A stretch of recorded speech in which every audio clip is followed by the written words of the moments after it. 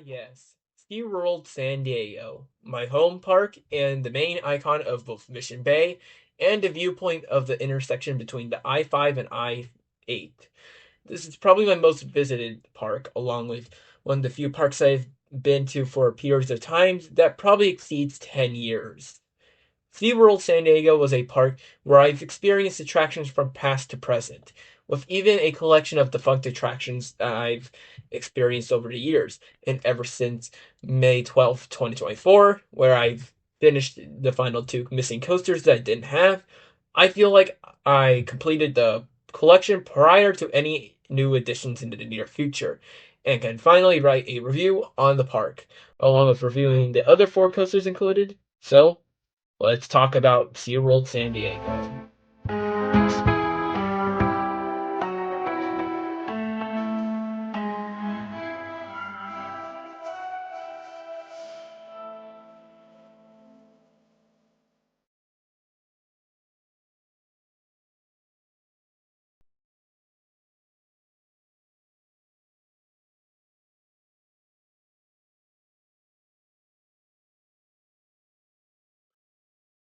Back in 1964, the park would originally be an exclusive marine zoological park, inspired by the success of Marine Land in Niagara Falls, Canada. Developed by George Millet, Milton Shedd, Dave DeMotte, and Ken Norris, this park would be considered the main park for one of the developers, George Millet, who also helped develop California's main thrill park, Magic Mountain. Now, before 2017, SeaWorld San Diego would be known as the Marine Zoological Area of California. They would be usually be associated with Shamu as the main attraction, along with some other mechanical rides that were added, like Journey to Atlantis, Shipwreck Rapids, Wild Arctic, and Manta. In 2017, however, they then started adding many consecutive rides back to back, along with a more educational focus for in terms of exhibits compared to the past on their rides. Some some new rides were for the better, while others were massive headaches for the park. And these headaches could be some of the shortest lived rides at any SeaWorld/Busch Gardens park. I coincidentally rode every big mechanical attraction that lived at SeaWorld San Diego that lived um, at SeaWorld San Diego at some point in the last 7 years.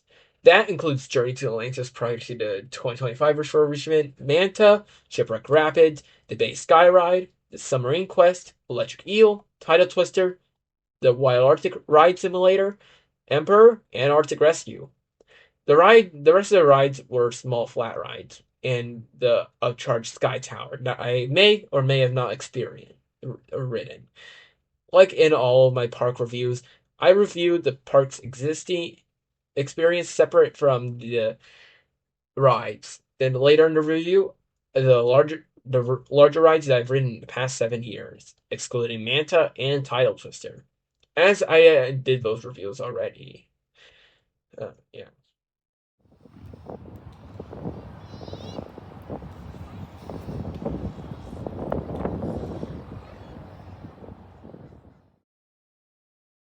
When compared to other parks in California, this may be one of the easiest, if not the easiest, to locate off the freeway, as not only you can see the park's presence from a few miles away and can be easily accessed from the freeways, but SeaWorld San Diego can be a short drive away from two interstate freeways, that being the I-8 and the I-15.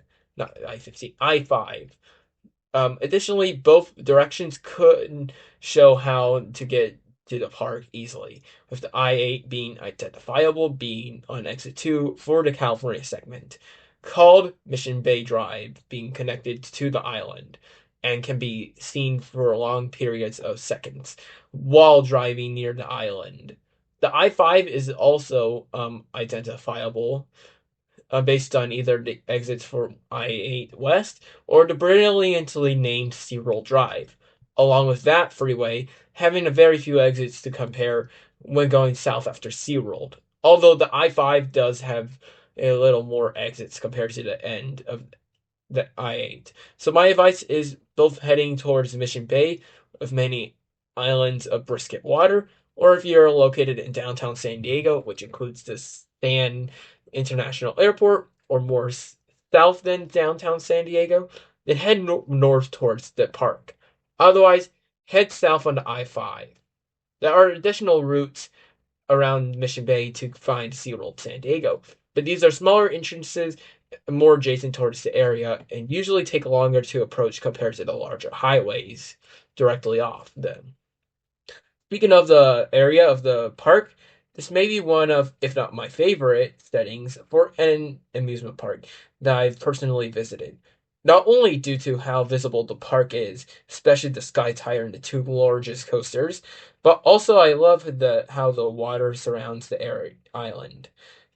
It's especially cool when the nearby locations and can view coasters like Emperor Electric Eel Cycle from a body of water, along with when Mission Bay doesn't have clouds in the forecast that could give a nice looking backdrop as well. When driving into the park, there are two entrances to drive into the park. The main entrance is located on the bridge intersection segment on the road located near the SeaWorld Drive Road, while the other is a more subtle road near a traffic signal. The first signal located past the Aforementioned Bridge when driving on Mission Bay Drive, on a road called Hazard Cove Way. After finding your way to the park, you encountered the parking fee being $25 per car or motorcycle, per standard parking, a $28 rate for up close parking, and $35 rate for VIP parking, and a $30 rate for RV and camping designed vehicles. Although that last option is exclusively bought at the park, whereas the other three methods can be bought in advance online using the option to pay on site. Meaning payment methods in SeaWorld is exclusively a cashless park. Mentioning that. Meaning that everything must be paid using electronic or handheld cards. Additionally, no ATM nor card exchanges exist at the park. Meaning that for finances, please prepare beforehand to get a card with money if you haven't done so already. Speaking of, I'll spoil it right now with my main issue with SeaWorld. With SeaWorld San Diego, I find that no matter what, most, if not all, will be overpriced. Standard admission tickets that aren't included in some sales is approximately $123, not including tax, which I don't care if you have the best coaster collection in the world.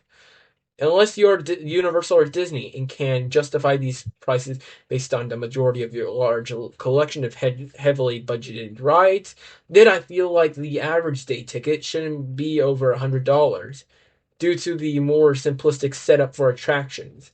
At most, for SeaWorld, $70 admission, I would even is like a cap for exception, since it's a little more than the average $50 when considering both the animal and mechanical rides as a bundle. $50 for your main draw of the park, while the other portion is an additional $20. Instead, SeaWorld San Diego seems like a ripoff when other enthusiasts have roller coasters for both Knott's Berry Farm and Six Flags and Magic Mountain at most $60, with much larger collections and even some quality presentation of Knott's Berry Farm. Along with the admission, food and gift shops can be also become expensive. One of the shops, Manta Pizza, costing $16 for a slice of pizza. And it's not really helping that some shops have an additional 5% surcharge for items. Additionally, all sales cannot be refunded in any circumstance, so these sales must become a commitment that you want. Season passes are at least discounted for some options, like admission is accompanied by a yearly fee for the pass, along with some varying tiers of providing both discounts on food and merchandise, along with other deals like closer to the park and one free quick queue pass usage, which for the highest tier can be paid off in 3 visits with a $282 yearly fee. On the plus side, food options at least look to have some variety, with offerings compared to your average Six Flags park being more variety. Stuff like grilled salmon, barbecue ribs, and the Southwest Wrap for the Shipwreck Reef Cafe, or the beer offerings at the High Tide Brews, or even Starbucks stuff at the Coral Market, or the Dine with Orca's Experience, where there's tortellini on the menu. So even if there's no unique entree for every shop, there's at least a decent variety. I'll say that I've rarely gotten food inside of the park as I was focused on other activities to do so. So I'm not sure what the quality of the food is, but I assume that the food wouldn't feel like cheap amusement park food. Mentioning the crowds of the park, this park can be really crowded on eventful days or holidays. Can really feel chill with barely any crowds on the weekdays, or decent lines can form on regular weekends. At worst, this park can have lines exceeding 3 or even 4 hours for the most popular attractions, which could be pretty tedious. When at Max in SeaWorld San Diego's history for main attractions, there was a competitive admission was 7 attractions, with June 2nd, 2023 to July 16th, 2023, when both Arctic Rescue and Tidal Twister operated simultaneously. Mentioning the size of the park, this park feels compact in space, especially with the rides feeling like a short distance from the entrance, either heading from Manta to the entrance or the other thrill rides on the right side of the park would take a couple minutes to approach. The location of these mechanical attractions are quite simple. Unless you want to approach Manta or Shipwreck Rapids or to the animal encounters, then all of the attractions are on the southern eastern side of the park or park other entrance. Otherwise, Manta or Shipwreck Rapids are on the northwestern side of the park. Additionally, the location of the park is the pattern of most of the taller attractions staying in front of the park, while barely anything is in the back for rides. This location of the park brought the curse of the zones of the park having a very height restriction. For most of the park, the rides can be no longer than 30 feet above the ground level. Hence why Tidal Twister and Manta were short coasters in height compared to other attractions at the park, along with Tidal Twister being an extremely compact coaster.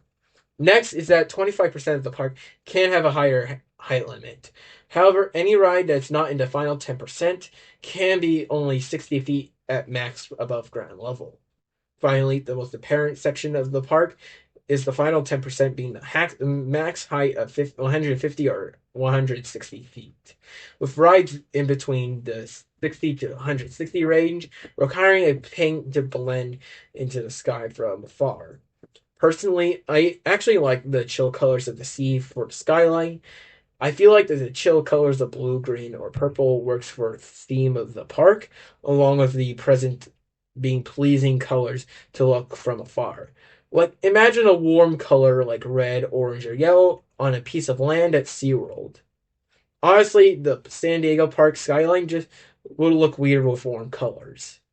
But discussing other aesthetics before discussing the exhibits, rides, and attractions, the park overall discussing other looks extremely pleasing and filled, with many moments of landscaping or a nicely colored building and props. Some areas in the back or center of the park do have a nice greenery feel. Then areas like the Wild Arctic exhibit and the Arctic Rescue Building, Ocean Explorer, the Journey to Atlantis Plaza, and the Shipwreck area of the park actually has theming. Emperor and Electric Eel is the only exception, with the areas feeling quite empty in appearance. But I feel fine with this since the exaggeration of scale for these attractions of these taller rides, which I prefer the appearance of the height of 150 feet over some ice rockwork or penguins added to in the ride's layout. Finally, there's some views of the Brisket Water of Mission Bay when walking towards the back end of the park, which can look pretty nice to get an opportunity to see. One more important thing to mention, the website is pretty good at listing what stuff the SeaWorld parks offer, with financing, park hours, events, things to do, and maintenance schedules being pretty specific when finding information. Anyways, enough with the other stuff in the park. let's get to the main entertainment of the video.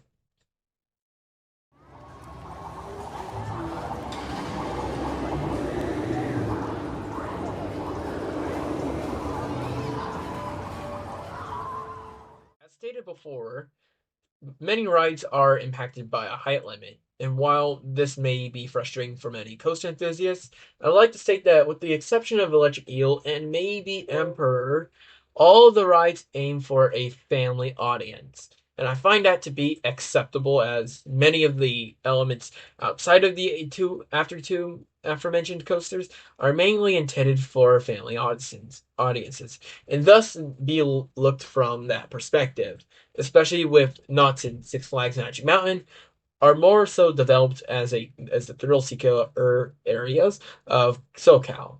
Thankfully, SeaWorld San Diego does family coasters pretty well when with the opportunity. I already have 2 reviews created for the coasters, so I'll get them out of the way before reviewing the other rides. First is the operating coaster called Manta, a pretty dynamic family thrill launch coaster built by Mack Rides. Based on the quantitative and varied forces of airtime laterals and positives, along with some intensity to some extent, this would be my favorite coaster in the park, as the ride feels mostly complete, although isn't too intense to be considered a thrill coaster. Now, for the review specifically, most stuff excluding the twisted drop did stay up to date. Just the twisted drop provides laterals only and not ejector airtime simultaneously, as I said before. The other coaster, which is now defunct, was Tidal Twister, which was my first inversion. While gimmicky, I did appreciate the sustained duration and multiple times of getting hang time within the inversion. I also think that it was tame enough to be a first inversion for someone, since no other forces than gentle hang time was present. And plus, the ride does build up slowly to the inversion, instead of jumping into the experience. However, while that didn't bother me, this wasn't entirely smooth, as there was a sporadic but semi-aggressive shakes every time you passed the station, and the over-the-shoulder strength probably didn't compromise with the smoothest well. And finally, the reliability was pretty poor, with many alleged flaws with how the mechanical and trains were built to absorb forces. And due to the constant downtime and mechanical problems, the ride operated, plus the fact that it wasn't actually that popular, the ride operated sporadically up until July 16th, 2023.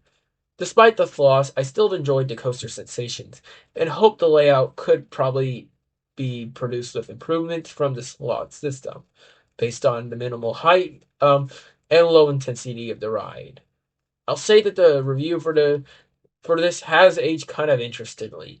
As first, since I've ridden Belmont Dipper, Desert Storm, Journey to Atlantis, and Credit Coaster, Half Pipe, Twister 3, Boomerang, Mind Eraser, X2, Viper, and Tatsu, I can say that I have a high tolerance for roughness and bumpiness on Tidal Twister's station segments, where the tires are definitely one of the roughest coasters I've been on, based on sporadic yet semi-aggressive shakes, but did tolerate the roughness since the trains for me didn't hurt. Both of me getting very low opportunities of headbanging with the only one point of tapping the restraint, along with the head banging not being violent, both in velocity and in padding. Additionally, I would say that the ride, the ride more so suffered with low capacity, as stated before. It wasn't really that popular, as due to every process of guests from loading guests to the ride cycle taking approximately 5 minutes for 16 riders, since only one station was used for most of its life. And finally, my prediction for the ride closing was correct. Since a month after the review, demolition was spotted, so I'm glad that I got the defunct coaster in my catalog. Alright, now that I've gotten these two out of the way, I guess I'll discuss the rest of the rides that I've not discussed yet. We'll be starting out and operating rides in chronological order of when I rode the ride, then do the defunct rides in the same fashion of chronological order. In that case, we'll start off with the park's first coaster, that being Journey to Atlantis.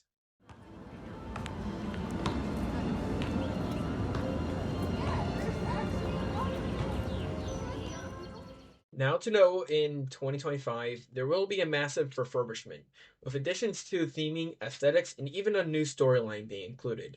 So this review may come outdated in some aspects. I'll still be reviewing the version I wrote in 2024, as the track layout and ride system will likely stay the same, along with potential comparison pieces in the future for the attraction to see how much the attraction changed in between iterations. Anyways, onto the review. A little introduction to this ride. This would be Seaworld San Diego's first roller coaster, opening back in 2004.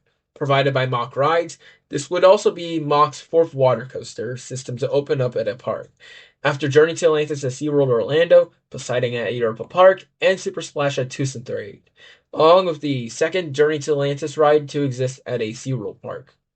To talk about the original iteration of the concept, Journey to Atlantis at the Orlando Resort would be the first water coaster to attempt a more thrilling and dynamic layout based on the more banked turns towards the finale, as the other two installations prior for water coasters were regular flume rides, but with an upper slope of gravity portion.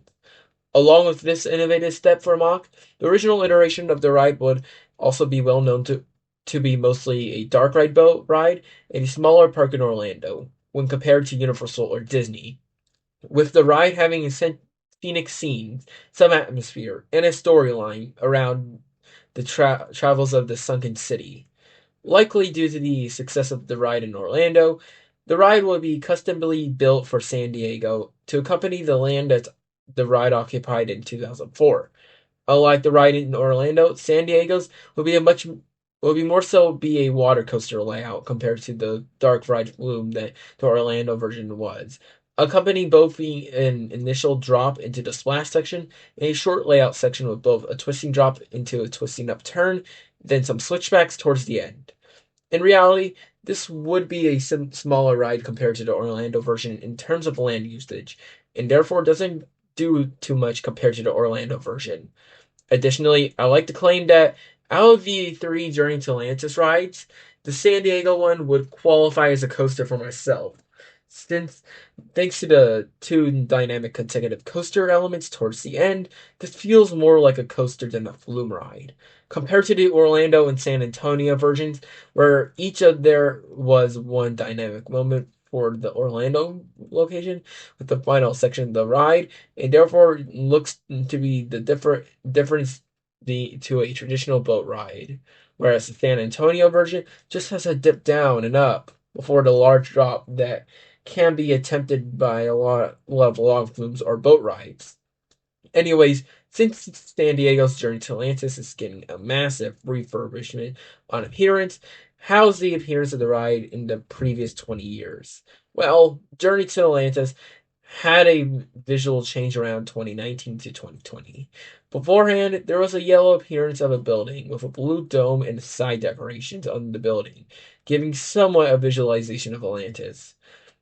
Although inferior to the Orlando version, as the building here is just larger domes and a small hallway.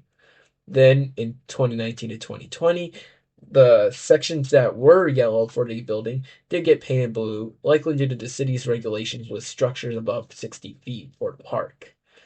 I'll say that the entrance sign for the plaza actually looks nice, with the ride sign looking in like pieces of Atlantic ruins, along with of a nice way to advertise the ride, with the facade and main drop being present in the midway. And to end of visuals prior to riding, the queue just has some design to follow this dome, with walls just following basic patterns. Although at least most of the queue was shaded. Anyways, before getting to the ride experience, I'd like to highlight some other aspects noted before starting the ride experience. First was with each boat holding 8 riders when riding. Depending on how many of the 3 station segments are used, dispatches could be technically fast since 24 riders would likely be dispatched per load, meaning that dispatches would have similar efficiency as Manta across the park. Now note that while I rode this twice, both rides having a distance of at least 10 years apart, I'll stick with the operations I've experienced in 2024. In that visit, both boats were being both dispatched and unloaded at only one station segment, meaning that the frequency of line travel would be greatly reduced. This is also a problem if the boats would have a wait for a long amount of time, in which, like Tidal Twister, Emperor, Patriot, and Flight Deck, has an uncovered station roof. So depending on the weather, it may be your worst hell waiting out in the exposed sun. But mentioning the lines, busier days likely would cause the attraction to be quite lengthy. It's not going to be busy as Manta or Arctic Rescue, but Journey to Atlantis can generate long queues based on the potential dispatch frequency and the appeal of a boat ride. Next is the restraints and seating setup for the ride. Unlike the Mack coasters from last episode, these lap bars feel extremely exposed for my lap, since the lap bar contacts my knees more so than my lap, since the lap bar has a low lowering range. And this actually relates to my first ride around 10 years ago. From that ride, I remembered I could stand up on the ride, even with the lap bar lowered, which is pretty interesting for a ride like this to have. I thankfully did not have any incident nor injury. Um, and mentioning my past ride, I want to admit when I rode this around a decade ago, I didn't like the experience, and therefore I swore off riding coasters for a long time after that ride. It likely built up skepticism that wouldn't be healed until my first ride on Manta in 2021. And then up until New Revolution and Twisted Colossus at Six Flags Magic Mountain in 2024 that continued this process. I believe that I might have not enjoyed the coaster portion in the back end, along with the splashdowns, as outside of the first drop and splashdown section is hidden within the park, along with the heights being vastly different from the potential junior coasters I've ridden beforehand. But whatever. I've gotten over the fear in 2024 at least. Well, I actually hate this coaster for a different reason. That being, I feel like that no element was really presented in terms of or concept that was presented in a satisfactory way, with exception of one or two. And with these concepts just exist. So far, I've mentioned that the theming being minimal, despite the Atlantis appearance and the attempt at a story. However, I also find the coaster and thrill portions to be kind of uneventful, along with the splashdowns not really utilizing the splash potential.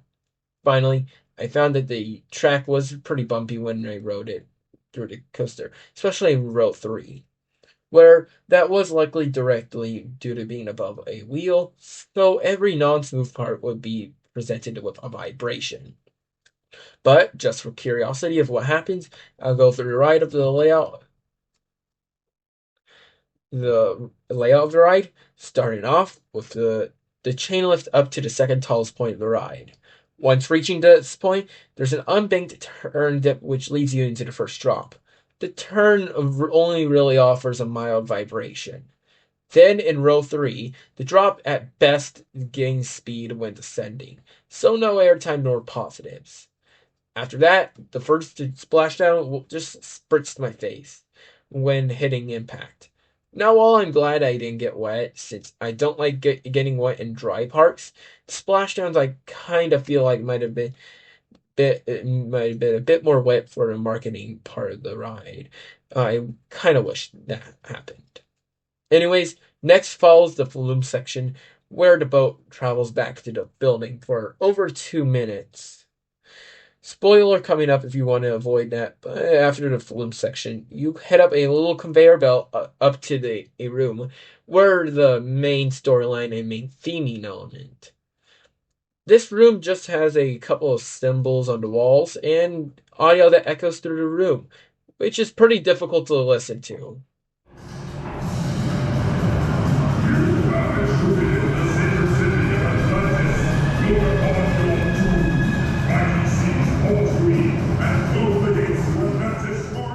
This is the most disappointing moment of the ride, since the ride looks like the storyline was essential to the ride. But not only there's no real attempt for decoration to enhance the Atlantis theme and convey its message, but I really didn't know what was going on, since the audio was hard to listen to. After this dark ride section, the curtain opens up and leads the two boats onto some straight track, which leads into probably my favorite part of the ride, the elevator lift. This elevator would be the first attempt on a water coaster, along with the sole operating coaster in California with an elevator. I also find this element to be a bit quirky of how unique the lift was compared to the normal chain lift or launch, along with the elevator gondola banking while traveling up. Based on their two shafts to align with the same track, I find this to be the one redeeming factor of the coaster, along with something that made the ride unique. The coaster then follows with the ride's twist and drop. No positives, but there is some bumpiness ascending the drop. After hitting the mid-course brake run, you then follow with a drop and a little S-bend, which is smoother compared to the other coaster portions, but feels uneventful based on the lack of forces. Afterwards, the final splashdown occurs, giving the same amount of wetness as before. And then there's an uneventful flume section for about a minute, which then ends your ride once approaching the station. I genuinely dislike the coaster, since there are a lot of concepts presented that could make the ride really interesting, that isn't attempted to its fullest. I feel like that this is the weakest coaster in the park's history, as well Tidal Twister may be more gimmicky, repetitive, and even rougher. I at least can appreciate that the ride attempted hang time pretty consistently, felt sustained, and advertised pretty well what the ride was about. Now, I want to say that this is my weakest non-kiddie coaster, along with my weakest mock coaster, at least Coast Rider with my rides presented some parts of force, along with a bit faster pacing. Journey around Atlantis has around 2 to 3 moments of slow water sections. While yes, Coast Rider feels slow as well, but didn't take as much time on the hairpin turns section at least.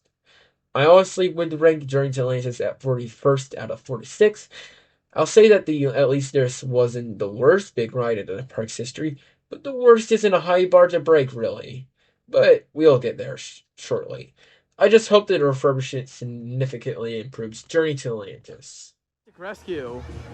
They're advertising this all around the park, and yet there's no opening date. Since Manta and Tidal Twister, I've already done reviews. Then I'll probably skip to July 26, 2023 and March of 2024. When I rode the Intamin Straddle Coaster called Arctic Rescue. This would be Seaworld San Diego's newest roller coaster as of like 2025, opening on June 2nd, 2023.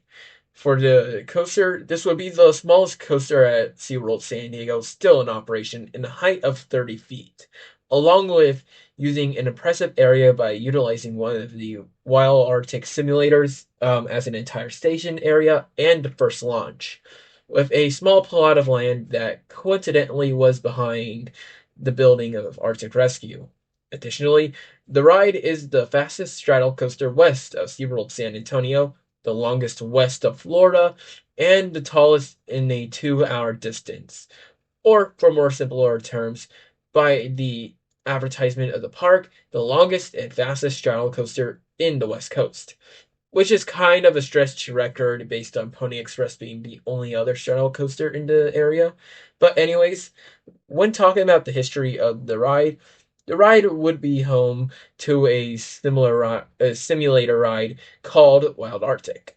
According to the SeaWorld Wiki, this attraction would follow a storyline of guests boarding a helicopter to travel into the Arctic. However, the Arctic climate would create conflict while guests are on board, so therefore the helicopter would have to get back to the Arctic base, where it's nice and safe.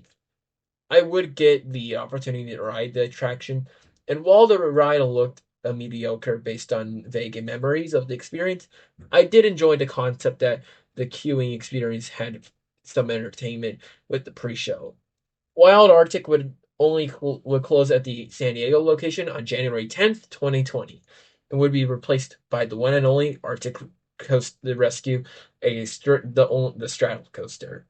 The coaster would obtain 3 launches, 2,800 feet of track, 55 seconds of primary ride time, and the iconic straddle seating that Intamin provides.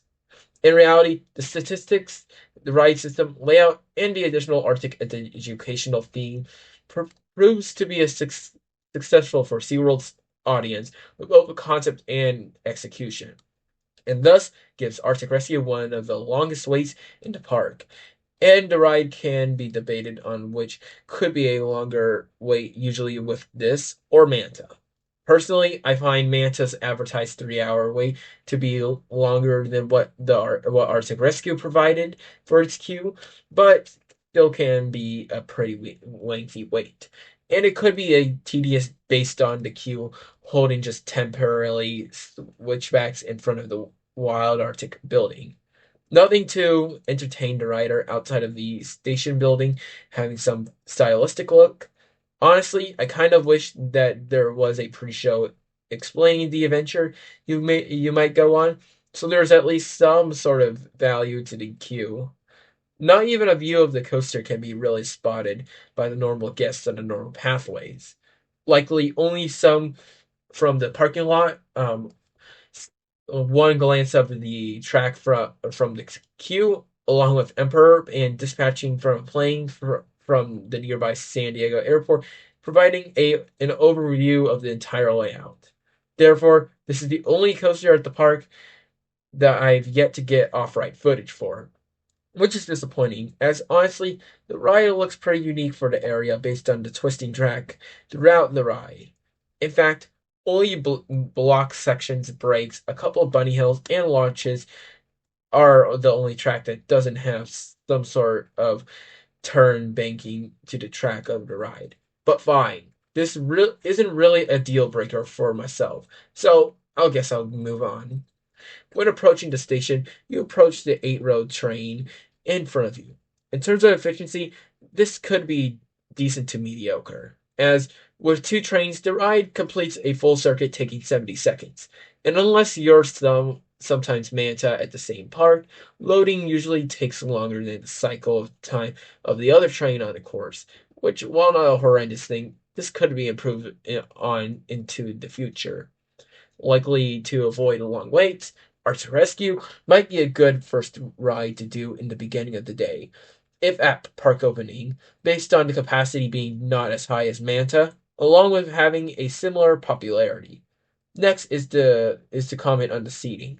The seat is positioned as snow ski straddling on track, but more secure than what the experience they sound like. The seat feels pretty exposed throughout the seat. Barely any upper body protection, as there's just a small seat back hitting the portion of your back. Then the T-bar restraint within accompanying thigh protection wasn't really noticed on ride, based on a minimal impact of contact. There's also some foot capsules which can utilize the space of the vehicle, doesn't have the problem of legs moving much, and could theoretically be a person's first launch coaster based on some aspects that may feel both secure and exposed of the body. I'll discuss that aspect after the layout analysis. Finally, there are 2 handlebars, one adjacent on the lap bar, like many Intamin T-bar restraints, and motorbike handles bars that can be held. I would prefer holding onto the motorbike handlebars, as the ride forces, most significantly the ride launches, feels somewhat exaggerated, although not intense enough to be discomforting to someone that may not be familiar with roller coasters. This results in a height range of 48 inches to 77 inches, which could prevent some riders from riding, so try to be careful. Finally, I'd like to mention that I've experienced a middle, back, and front row, and out of all on the left side of the train. And out of all the 3, the front was by far the best row, due to the more instances of forces, although all of them have the same intensity. Anyways, first the train rolls out of the station, dipping down, and then heading up into the first launch. And honestly, out of all the launches I've done, this will be my 3rd favorite. I personally love the personality of the launch with the launch engaging later when riding the front. Then the acceleration of the launch feels both sustained throughout the most of the launch track and has some impact with the forces, especially when holding the handlebars. Other rows also get this acceleration feeling. However, this is the only launch on ride that provides the same sensation for all rows. As the other two launches have the acceleration feeling only near the front. After the launch, the train heads up into one of three large twisted hills. The hills unfortunately do not provide forces, but they thankfully do not lose a lot of speed on their hills. Unlike some other San Diego coaster with camelbacks that could feel slow, then follows low to the ground S bends, which all rows they do get some moderate laterals whenever switching directions. Then the falling turn in S hill only keeps the speed consistent, as no forces are presented here. Following this S hill presents us with a S bend with a falling turn. For the entirety of the S bend, the same moderate laterals are presented throughout the switches in directions in the front. However, the back only gets these moderate laterals when twisting out of the turn. Next follows the second launch, which, with the launch and falling turn and hill, feels similar in motion as the other family multi-launch coaster in the park. Manta's launch, turn, and rise up. However, these forces are more toned down, excluding the launch in the front, with that having a split second of a similar acceleration to the first launch of the ride, plus the enhanced speed from the tunnel. The positives on Arctic Rescue's upcoming turn does have moderately decent strength for all rows. However, this is the strongest moment of positives, as all other ones are kind of weak and kind of are forgettable.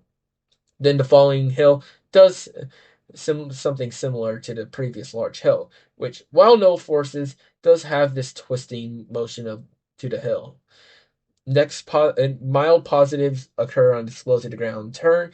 Then the first hill won't give any forces. Then the second hill, I remember on the first ride, getting some weak floater in the middle, but strangely didn't have any in the back or front.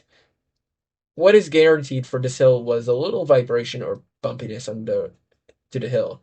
If you've seen my last review on the acceleration portion, I've mentioned that Accelerator was my smoothest Intamin, as no shake or rattle is presented on the ride. Arctic Rescue is mostly smooth outside of this one moment. While not uncomfortable, it's still comparably less smooth compared to the rest of the ride. Next is a turn, which then follows with mild laterals occurring on the first S bend of the two. Then afterwards is the third, if the fastest and final launch of the ride, giving a similar acceleration to the second, which with the front getting pushed back by the forces, while the further back is basically void. Then the falls the last of the three giant hills, again doesn't produce forces but keeps up the speed. Then there's a dip down and heads up into the ride's signature element, the semi-wave turn. Probably the most disappointing moment of the ride, as I was hoping for laterals or even airtime.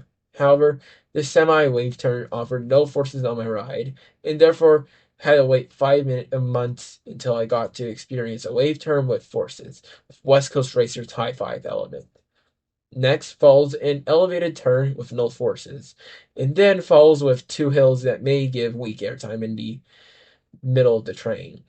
This ends the ride as the station is up ahead where you can get off and potentially do the Wild Arctic exhibit that's adjacent to the ride, get in line for Arctic Rescue, or do some other activities in the park. Honestly, for Arctic Rescue, the ride felt entertaining throughout the entire experience. Even though the ride felt tame, the ride offered a variety in track formations, along with the pacing staying consistent based on the launches being evenly divided throughout the course, and the elements feeling a bit long. I do debate between this and Accelerator as my favorite Intamin, as while both rides do pretty well in what they offer, both rides also present incomplete traits in my criteria that I'll deduct points for. With Accelerator, I mentioned that the ride for the elements they have forces is pretty strong. However, Accelerator lacks in lengthy duration, force consistency, and force variety when compared to other coasters that I've ridden. Arctic Rescue, on the other hand, does duration pretty well with 55 seconds. However, element consistency and variety is mixed, since while the track formations allow the speed and elements to stay frequent and interesting while riding, the forces can be hit or miss in these categories, as Arctic Rescue does involve a few moments without forces, most notable being the non-low to the ground turns and large hills after every launch. Additionally, there are moments providing a variety of forces, most notably the turn after the second launch. However, the ride's bread and butter, force-wise, was the acceleration from the launches, and the laterals and the turns. And finally, the force strength is on the tamer side, as only the launches really stood out as kind of forceful, and yet these launches aren't really too extreme.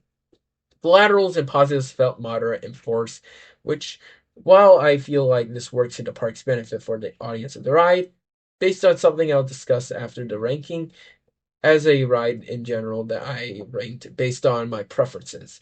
The force strength deducts a few points. While I still enjoyed my experience on Arctic Rescue, I'll have to rank one spot below Accelerator and one spot above Apocalypse at Magic Mountain at 18th out of 46.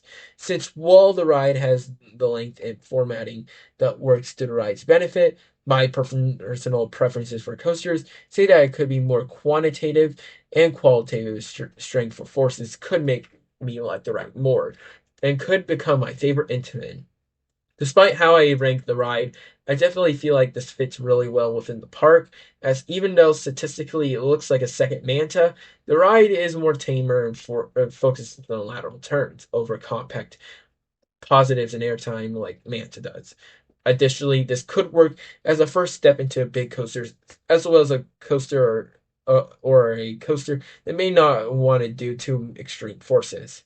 Since the ride provides elements like the acceleration for launches, along with a taste of laterals and pauses for someone who may not be experienced many instances of forces, along with getting used to the sensation of steep bank turns, not feeling too different compared to other turns, and has a restraint that appears to be more secure than how the restraint functions. So I believe that the pairing of Arctic Rescue and Manta are two really good options to start off with riding roller coasters and getting used to forces based on the height and speed being low. Tidal Twister could have also accompanied these introductory sensations. However, that coaster sadly no longer exists. So I guess your only source of hang time is Electric Eel.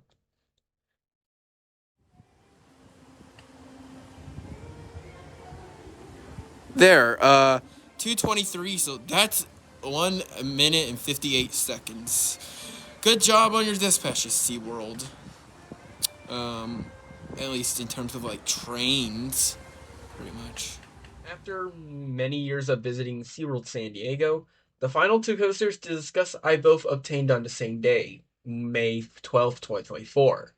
You see, after getting re-rides on both Arctic Rescue and Manta, we headed over to the park's largest coaster and second notable attraction at the park, that being Emperor. This would become California's first B&M Dive Coaster, along with the first North American dive coaster to be one of the smaller layouts and statistics, specifically height and track length. Now, what B&M dive coasters premiered as coasters that emphasized on their large near vertical or fully vertical drops that would result in a delay for the drop, using a holding chain to point the front row directly to a near vertical angle.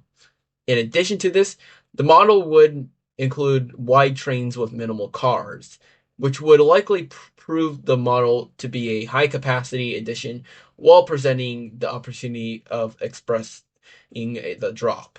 From 1998 to 2010, these dive coasters would be massive coasters. All the dive coasters that from the time would be at least 180 feet in drop height, with the U.S. installations at the time exceeding 200 feet, thanks to the Busch Gardens parks. However, starting in 2011, a smaller option would be offered and would be sold with Krake at Germany's Heidi Park. There, the attraction would follow a more compact layout, and a shorter height, which will, along with like excluding the mid-course brake run, that is the attempt for a second near vertical drop. Now, that's not saying that the larger custom layouts wouldn't be sold anymore, wouldn't be prevented to make layouts more dynamic than just an Intamin and a few turns, or that the smaller layouts wouldn't have the mid-course brake run. However, the potential for a smaller layout can prove that dive coasters can have more varied layouts, along with the fact that it does not need to be 200 feet to present the trick, and thus can be more affordable for smaller parks. Now, with North America specifically, 4 dive coasters would be built before Emperor, in which all 4 would exceed 200 feet, that being Shikra, Griffin, Valraven, and Yukon Striker, in which, for anyone not familiar with the European dives, this would become a new take or addition to the dive coaster catalog for layouts for many Americans. So, when did we get Emperor? Honestly, it was originally planned for 2020 opening, along with 4 other coasters in the SeaWorld chain, being Texas Stingray, Icebreaker, Iron Gwazi, and Pantheon. Unfortunately, though, for those additions, the COVID-19 pandemic virus would shut everything down in 2020, delaying all of the SeaWorld coasters, excluding Texas Stingray, till 2020, where Icebreaker opened in February of 2022, while Iron Gwazi, Emperor, and Pantheon would open in March of 2022 as well. Now, from rumors, I've heard that since the pandemic occurred, the SeaWorld company, or at least the San Diego park, wouldn't have sufficient funding in 2021, and thus the rides would likely wait until their manufacturers were paid fully. While the ride were thankfully paid off fully, it was rumored that the budget cuts were made in order to reach the park's goal. Most blatant example from a visitor's perspective was the Emperor's attempt at appearance. With the opening of Emperor's Pathway past Journey to Atlantis, the ride would show nothing surrounding the area other than pathways, a couple of shade posts in the queue or of the ride, and Emperor itself. This would result in many critiquing the budget cuts presented with Emperor, as this standard wouldn't really be held by many other rides in California. Not even some Six Flags coasters would go this low. From my perspective, I wouldn't mind a void landscaping for this ride, as even though it still feels lazy, I feel like Emperor's Plaza presents a large presence of the ride's structure and layout. And as long as nothing new gets added in the area in the future, then the feeling of the structure significance would still stand. In terms of appearance, I honestly think that Emperor is the most significant and best in this area. I love the off-ride views of the attraction when looking at the skyline, which from afar gives a nice indication of where the park is located, while looking appealing to the eye in terms of like color and structure looking. Then in the parking lot in Emperor's Plaza, the ride gives an exaggerated presence of the drop straight in front of you, along with the beautiful holding brake as well. If you mention or ask me something broad about SeaWorld San Diego, Emperor's presence or appearance is likely the first thing I'll think about. However, what's not fondly looked upon in terms of appearance of props outside of the coaster structure is the most blatant example of an uncovered station, since no canopy nor roof is above the station other than the loading gates and operator room, which for guests and especially employees operating the attraction can be exhausting for heat, especially with California's ability to exceed 100 degrees in Fahrenheit in the summer, which could in theory decrease guest satisfaction if there's a potential long dispatch intervals, or if the ride potentially breaks down. Speaking of capacity, the ride can theoretically be the top 2 for capacity in the park, with 18 people per train along with 2 trains on the course, and a quicker return to the station comparably to the other capacity monster being Manta. The coaster can theoretically be really efficient, depending on the frequency of dispatches. I could also see Emperor being the shortest wait for a large attraction at SeaWorld San Diego, as along with the high capacity of the ride is quite distanced from the other three SeaWorld coasters in the southeastern part of the park, with Emperor's Own Plaza and having a long pathway, along with the more thrilling appearance, not really attracting the family audience, and the 52-inch height requirement with a 78-inch maximum, when most other rides in the park have 48 inches or lower. So if you want to do Emperor first and are planning to do other rides, probably save Emperor for later in the day. In terms of the train design, the ride accompanies 3 rows of 6 people. Of the 6 people per row, only 2 sit in line with the track, while the other 4 act as a pseudo wing coaster. Now, my experience on the coaster were located on the edge front left, while the other was in the back center row. While from my experience, nothing changed for vertical forces in between rows, so rows are interchangeable in terms of forces, but can vary on the views when parked at the drop. However, one element changes depending on if you're sitting on a wing seat or in line with the track, along with the smoothest potentially being smoother in the middle. I've also heard a claim from Mr. Coaster Swag that the back wing seat can also have a vibration. Although I can't really verify until I get a re-ride, I'll say that both of my rides felt smooth and really had no issue with additional effects like bumpiness or vibrations. Finally, want to discuss the seat and restraint design of the coaster. In terms of the seat is pretty feels comfortable and secure, with the seat more following a bucket design with elevated thigh rest, along with the normal grooves and seat positioning back that a lot of thrill coasters follow. Additionally, the ride also includes an overhead hydraulic vest restraint, which feels similar to the RMC Raptor restraints via Wonder Woman Flight of Courage, although used a more precise position of hydraulic fluid positioning the restraint, instead of ratcheting gaps that are designed with less precision of space. My experience with the restraints had the bottom of the restraint creating no gaps between my lap and restraint, along with the vest contacting most of my upper body, which the vest portion had the effect of feeling a bit snug compared to the other restraints at first, but then got used to the sensation. However, these likely limit the airtime on the drop, as the restraints felt more focused on rider comfort instead of exaggerating forces. Which, even though me and many other people are hungry for forces, um, would want the latter, I appreciate the manufacturer trying to improve comfort on their models and would encourage priority on a more comfortable restraint or train for a larger audience instead of a more thrilling restraint that's more niche. Anyways, the station floor lowers, and the train proceeds into a 180-degree right turn into the lift hill. And just to note that Emperor's lifts waste no time on approaching the top. With no forces here, the lift felt steep, along with holding a quick pace to the max height of 153 feet, which takes a few seconds to approach. Additionally, this lift would give great views of the surrounding area, including the area across Mission Bay.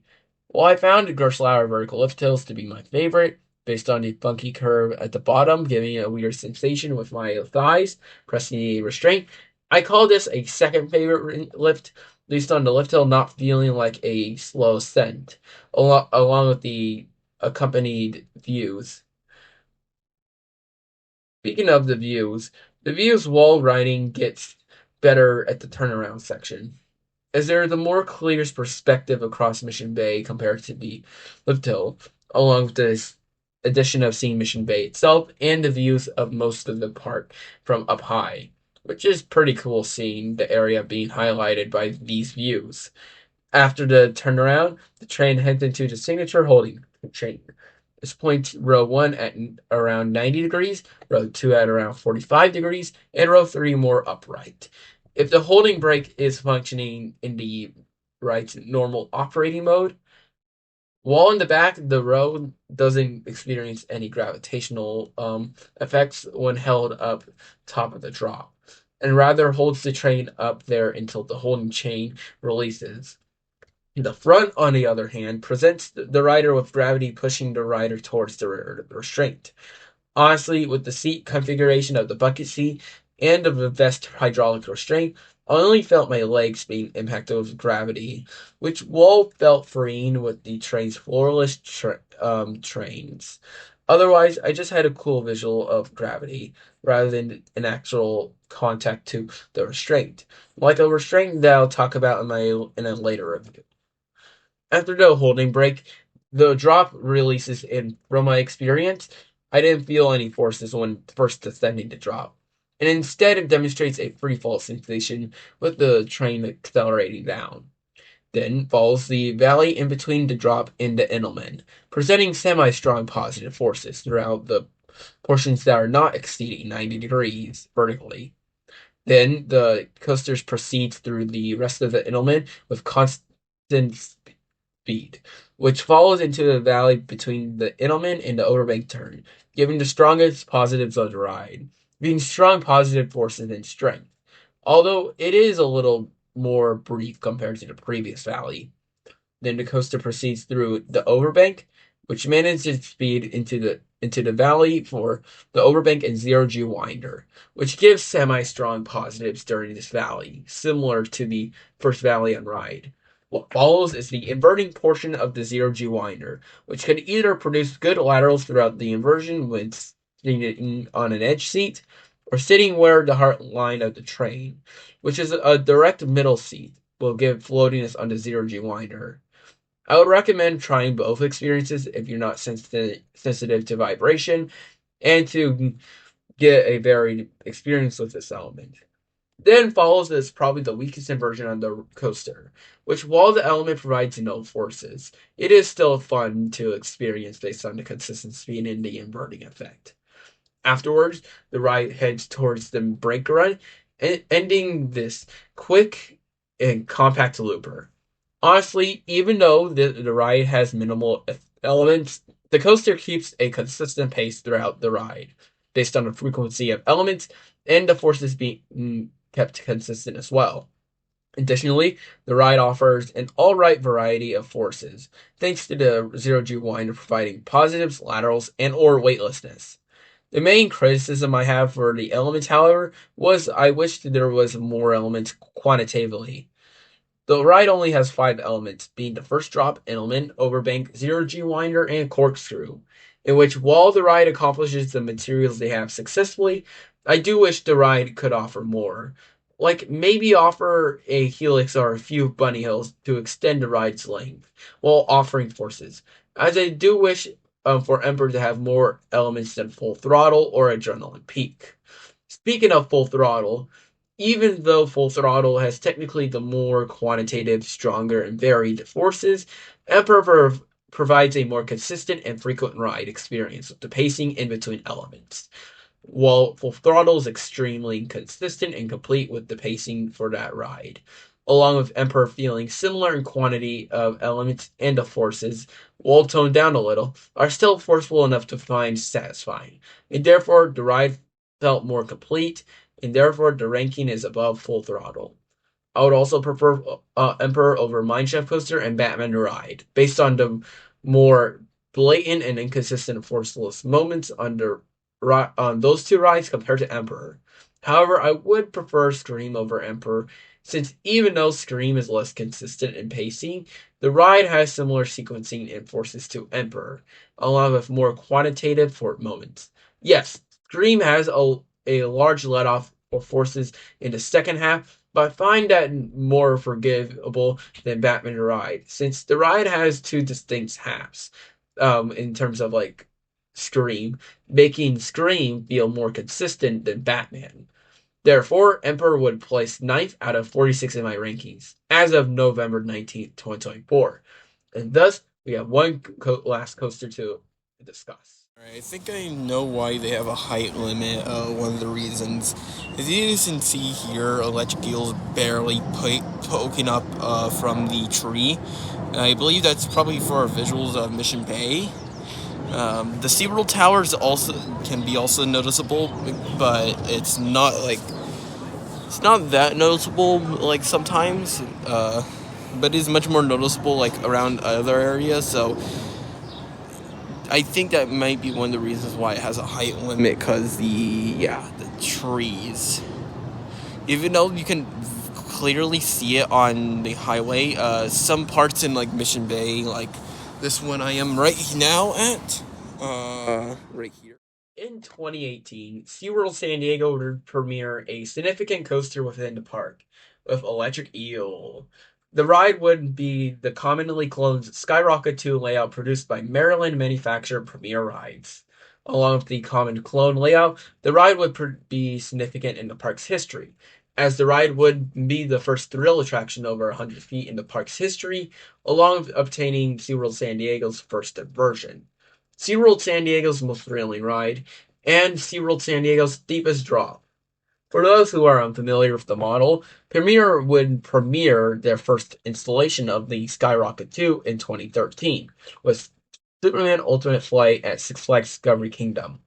With this new installation, the ride would equip Premier's modern technology for their launch coasters, using the LSM technology to create the company's first multi-pass launch, along with the creating a compact layout that minimizes using space for the more taller and markable ride, based on the novelty of a high off-the-ground Heartland roll, a non-inverting loop, and a 150-foot tall structure. The layout would be proven to be successful for Premier Rides, as 11 clones of the same layout would be sold across the world, which includes the one and only Electric Eel at SeaWorld San Diego. For this installation specifically, and the other SeaWorld installations with Tempesto at Busch Gardens Williamsburg and Tigers at Busch Gardens Tampa, the ride would accompany a 3-car per train, rather than the 2 cars that are traditionally found, along with the only installations with Premier's comfort collars. Now, depending on how well the rider could tolerate this restraint, many could find the SeaWorld installations to be inferior or superior, depending on how much the comfort collar impacted the ride experience. However, I usually heard about many that talked about the comfort collars decreasing their enjoyment of the ride, as the moments of laterals and or ejector air time, along with like loading, can cause a cost interference during the forces and the train in general. Additionally, this particular installation would have 2 times of getting the spotlight for something that occurred. First would be a leg injury in June of 2023, which, while I don't know what specifically caused the injury, there was some form of modification to the ride that occurred between June and July of the same year. Then earlier this July in 2024, there was a more well-known occurrence with someone's comfort collar not being connected to the main lap bar component for the first half of the ride. It was spotted on the inversion with video evidence proving this. Despite the latter getting more attention, this scenario was less likely to be unsafe, since comfort collars are likely intended to act similarly as a seatbelt, but going over the rider's shoulders instead of going over the lap. And unless the comfort collars acted as something that would hit the passenger, even if enough distance and kinetic energy is displayed, then riders wouldn't be in true danger. Even though there was some small controversy, the ride would stay open up and operating based on the safety of the attraction being presented as reliable throughout this and all of the installations, along with the ride being marketable for the area and attractive for the skyline, due to the height of the attraction being 150 feet and the scenic trail elements presented. Speaking of popularity, Electric Eel could be one of the longest lines in the park, based on the aforementioned appearance being attractive, along with the coaster staying close to the front of the park, where the other rides are, and the smallest capacity for currently operating coasters in the park. See, unlike most coasters in the park, the ride is primarily a short and compact coaster with a swing launch. And while there are options provided for 2 trains and some sort of station mechanic, SeaWorld surprisingly chose to buy the variation with 1 train that fills 18 riders. Now, I could see a theoretical reason that Electric Eel Station would probably be more complicated and a little more expensive to design if it went with the sliding station option. However, with a park like SeaWorld San Diego that could get crowded on event days and holidays, I could see that option as a solid solution to minimize more lines. Regardless, the ride typically is in the middle in terms of lines for coasters, where while the ride could get long waits, it is typically shorter than what Manta or Arctic Rescue provides, but can be longer than Emperor and debatably Journey to Atlantis. I would probably prefer going to the family thrill launch coasters first thing in the morning when approaching the park at opening. Although I wouldn't blame you if you tried Electric Eel before Arctic Rescue or Manta. On the topic of thrill levels, this is the most extreme attraction at the park, with the ride providing unique sensations compared to the other park's offerings, with the backwards launches to the slow hang time heartline roll to the vertical drop providing the strongest airtime in the park. Additionally, this has the only 54-inch height requirement for the park's coasters, likely due to the forces and lap bar combo potentially being a bit extreme for a shorter rider and comfort collar's inferiorance to shorter riders than 54 inches being a potential issue. This leads me to the loading efficiency, which feels similar to the other park's coasters in length, at around 2 or 3 minutes, likely due to the compact trains and the additional comfort collar. Ride operators could take longer to check an entire train compared to a ride like Manta with a more visible overhead lap bar. Speaking of the restraints, let's discuss everyone's favorite aspect of the ride. Like another Premier Rides coaster I've ridden with comfort collars, Electric Eel had a similar, if not identical, restraint and seat up to West Coast racers at Six Flags Magic Mountain. Electric Eel accompanies a ratcheting in front lap bars with accompanied shin guards, along with the famous coaster comfort collars. If you guys remember the trains from my West Coast Racers and Full Throttle portion of the Six Flags Magic Mountain review, I stated that the restraint felt exposed to the upper portion of my body and pelvis. I'll say that these felt identical in restraint. The ratcheting restraints can provide more opportunities for room based on the design of the system that lowers and has less precise measurements, creating the room between the lap bars pretty exposed for hang time and air time, which all of my Premier coasters feature both. The shin guards, seat backs, and comfort collars wouldn't impact my rides, although boarding was more difficult based on the more cramped design and more objects impacting the duration of this being seated. Finally, I like to mention that while I've ridden only row 7, I assume that the back car probably has the best forces, with the main drop likely being the main reason between the front and back. Anyways, starting off with a low-powered LSM launch from the station, force-wise, the launch more so feels like the train being set up for the second and third launch. So, no speed nor force sensations. Next follows a backwards launch that pulls the rider a little bit slightly forwards. Honestly, while the novelty is cool that a backwards launch actually exists at Seaworld San Diego, the element is weak in force and has longitudinal forces from a technical standpoint. Next follows an unexpected moment of positives from the lowest point of the valley. On my rides, the positives were decent in strength, but I felt like the positives came out of nowhere since this would be my first backwards experience that would produce some form of forces that my experience at Tidal Twister or Full Throttle didn't create, along with the valley not anticipating positives to be at the spot. Preceding the backwards launch and valley, the train then stalls slightly on top of the non-inverting loop, with no forces or even for any form of hang time. It was still interesting to stall out while banked on a non-inverting loop.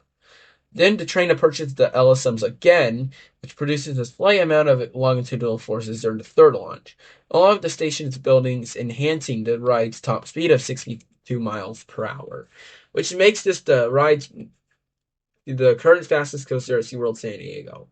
After the launch, the ride ascends a 180-degree spiral vertically with no forces. The ride speed is demonstrated during this ascent, though, while transitioning from the fastest portion of the ride to the ride's tallest point where the slow elements are at their highest advantage. Additionally, I will predict that the front row may get an airtime crescent this element as well, although I have no experience in the front car as of currently. Now, before I discuss the next two elements, there will be some sort of expectations about these two elements. You see, after my rides on Full Throttle, I was extremely curious about how the heartline roll and drop would compare to Full Throttle's sustained hang time moment on the vertical loop and the eye-popping ejector drop. especially since that there was no definitive argument or at least frequent discussion between which was more intensified prior to my rides. I'll say that while these elements are still pretty intense and impactful, it's considerably toned down compared to my rides on full throttle. Anyways, discussing the Heartline roll, the hang time was still definitely present and did feel somewhat exposed with the lap bar. However, the roll was taken slightly quickly, so when compared to other hang time moments that utilize more time upside down, like West Coast Racers, Full Throttle, or even the formal title twister in the same park, the moment felt less emphasized and thus less impactful compared to the other rides I've mentioned. Still was an enjoyable hang time moment, and something that cannot be found at any other ride at Seaworld San Diego currently. Next follows the ride's vertical drop and the lone airtime moment of the ride, for the back car at least. First off, before I overshadow the element with full throttle again, I like to say that the ejector airtime is one of the strongest moments of airtime that I've done. And easily my favorite and most forceful moment at SeaWorld San Diego. I like that the ejector forcibly presses against my lap bar compared to Manta, where their ejector airtime still presses against the lap bar, although more gracefully. Along the airtime, this descending twist that follows the vertical crest really doesn't have any gravitational effects that forces my lower body to contact the seat. So while free falling, my lower body didn't contact my seat until the falling valley, which was pretty cool to experience. However, the airtime was less aggressive and less sudden compared to my most notable for current airtime moments ride moments at Six Flags Magic Mountain, being West Coast Racers High Five, Wonderland Fly's Courage's first drop, all of Twisted Colossus' airtime hills, excluding the double down, double ups, and sideway hills between the zero G roll, and the final hills before each block zone, and Full Throttle's final drop, which in those moments give a more notable and stronger impact with their strength to create a more memorable and exciting element comparably. Along with this, most of these moments that were mentioned are more sustained in duration, giving more commitment in these forces and giving those elements in the spotlight and strength, and therefore more time to appreciate the element. Compared to the placebo effect with Electric Eel's drop, where a split second or less in the back of actual force, but the after effects then follows with the descent down, which, while unique in terms of drops, I preferred a more sustained and forceful airtime moment as presented by the Six Flags Magic Mountain coasters. But like I said, Electric Eel still has an enjoyable and forceful drop. It would definitely have big favorites for that. Anyways, next follows the most forceful positives on the ride, presenting the valley of the vertical drop and the non-inverting loop, which, while only one of or 2 seconds of positives, still presents strong positives that are comparable or stronger than Emperor's Valleys. Then the train follows with the non-inverting loop twist to portions, and unfortunately, the element feels too elongated for laterals or airtime, along with the element feeling a bit slow. After that moment, the train produces one last moment of brief positives when descending into the station, and thus the LSMs decelerate the train. It tries to return the train back to the station, which ends the ride's experience. Now, with the coaster, the ride creates a variety of forces in a small and short package. As despite having 153 feet of physical track, the ride provides only 6 elements with a narrow piece of land, with the majority of elements usually providing decent to strong forces. Along the forces, all the elements except the top of the non-inverting loop had some sort of a long entertainment factor, either by the acceleration, positives, hang time, and negatives, and or by the speed and different configurations of the elements. That being said, there are 2 criticisms I have in terms of the layout and why the coaster wouldn't be ranked higher than where I placed the ride. First off, the coaster demonstrates less fluid and inconsistent pacing compared to most coasters above Electric Eel. Even though the ride attempts most individual elements successfully, the flow in between elements are less consistent compared to other rides, both within and out of the park. The main two examples of inconsistent pacing are the slow sections with long pieces of track at the highest point and the upper portions of the non-inverting loop, as those sections feel both slow and a jarring change from the speed at where the ride gained 3 seconds prior. Comparably to a coaster like Emperor, where while Emperor contains less variety and types of forces and less elements in general, the frequency in between elements and speed makes the ride experience feel more fluid, and thus I find Emperor more memorable as an overall experience. Second, and a more significant reason for a lower ranking, is the minimal collection of elements and the short ride experience. Now, like I said before, the ride contains 6 elements and 853 feet of track, which, while impressive for the plot of land that Electric Eel occupies, the amount of elements feels shorter compared to a lot of other coasters in the state, and the minimal elements could result in a less complete ride experience, especially when paired with inconsistent element flow. Not to state that I enjoyed Electric Eel and liked the ride experience. It's just compared to other rides that I've been on, there's a preference with them over Electric Eel. Anyways, where would I rank Electric Eel? Well, with coasters with more focused on individual elements and less on ride flow and seamless pacing, along with their likely being ranked between 17th to 10th, in which Electric Eel would fall in this category. Along with Electric Eel, Full Throttle being Electric Eel's so-called sibling coaster, would be coincidentally ranked in this range at 12th. Comparably, I would prefer Full Throttle with the tricks and elements that are shared between both rides, having more impactful and stronger forces on Full Throttle, along with the better flow of elements and less moments of slowness. Additionally, I would also take Desert Storm and a coaster that I've yet discussed over Electric Eel, as both contain stronger forces along with a more consistent flow in their layout. That leaves Electric Eel at 15th out of 46, as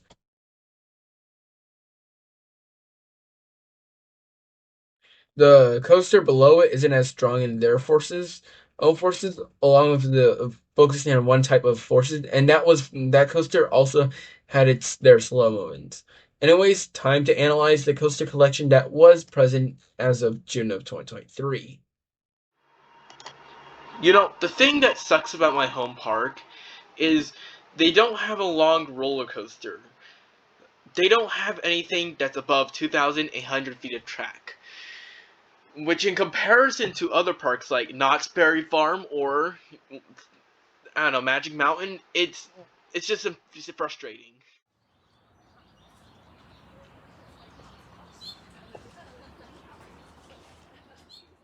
So it's 8:12, and I don't think they're testing anything because the park opens up at 10. In terms of roller coaster collection, this park feels less significant compared to a lot of other big SoCal parks, as SeaWorld San Diego has no true big coaster that's both large and quantitative, in terms of collection of forces and other stuff, and mostly holds either decently sized family coasters that are under a 30-foot tall height limit, and or are compact thrill coasters that hold short layouts. Which, when comparing to parks and rides like Ghost Rider, at Knott's Berry Farm, Fast and Furious Hollywood Drift at Universal Studios Hollywood Resort, most large coasters at Six Flags Magic Mountain, and even most of the California Disney coasters, SeaWorld San Diego feels much smaller and less significant in coaster collection.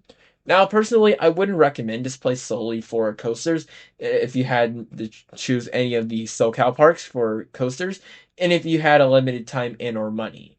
However, the coasters can feel more relaxing compared to other parks when traveling to these rides, as the smaller collection, along with the variety of options per audience, will not being too gives us a not while not too intense. It won't. The coasters aren't really boring for a visit with anyone, and the potential lower crowds on a non-event nor holiday likely prevents an overwhelming visit towards the park, and could be enjoyable if you're not thirsting for some elite roller coaster experience. Additionally, I find this park to do a pretty good job introducing people to the sensations and forces for coasters, as all of the coasters in the history of the park, with some extent, Electric Eel and Emperor, can give a taste of what a coaster can feel like. Journey to Atlantis, when running smoothly, can introduce more dynamic elements, height, and speed compared to many junior coasters. Arctic Rescue is a good introduction to launches, laterals, and positives, as the coaster isn't extreme in forces, really, along with hinting more exaggerated elements like heavily banked turns or wave turns, with a visually secure restraint style while feeling exposed. Then Manta turns up the positive G intensity a little while providing good amounts of floater and introducing ejector airtime, with the lap bars mimicking the sensation of an over the shoulder restraint for riders, even though they don't have the additional padding. Emperor could present more focus on positive G's or floating versions, along with an introduction to taller coasters, with both an introduction to vertical drops and coasters exceeding 150 feet. Finally, Electric Eel can introduce riders to hang time, multi-pass launches, vertical twists, and more extreme ejector air time with a vertical drop, and accompanies a lap bar that allows inversions.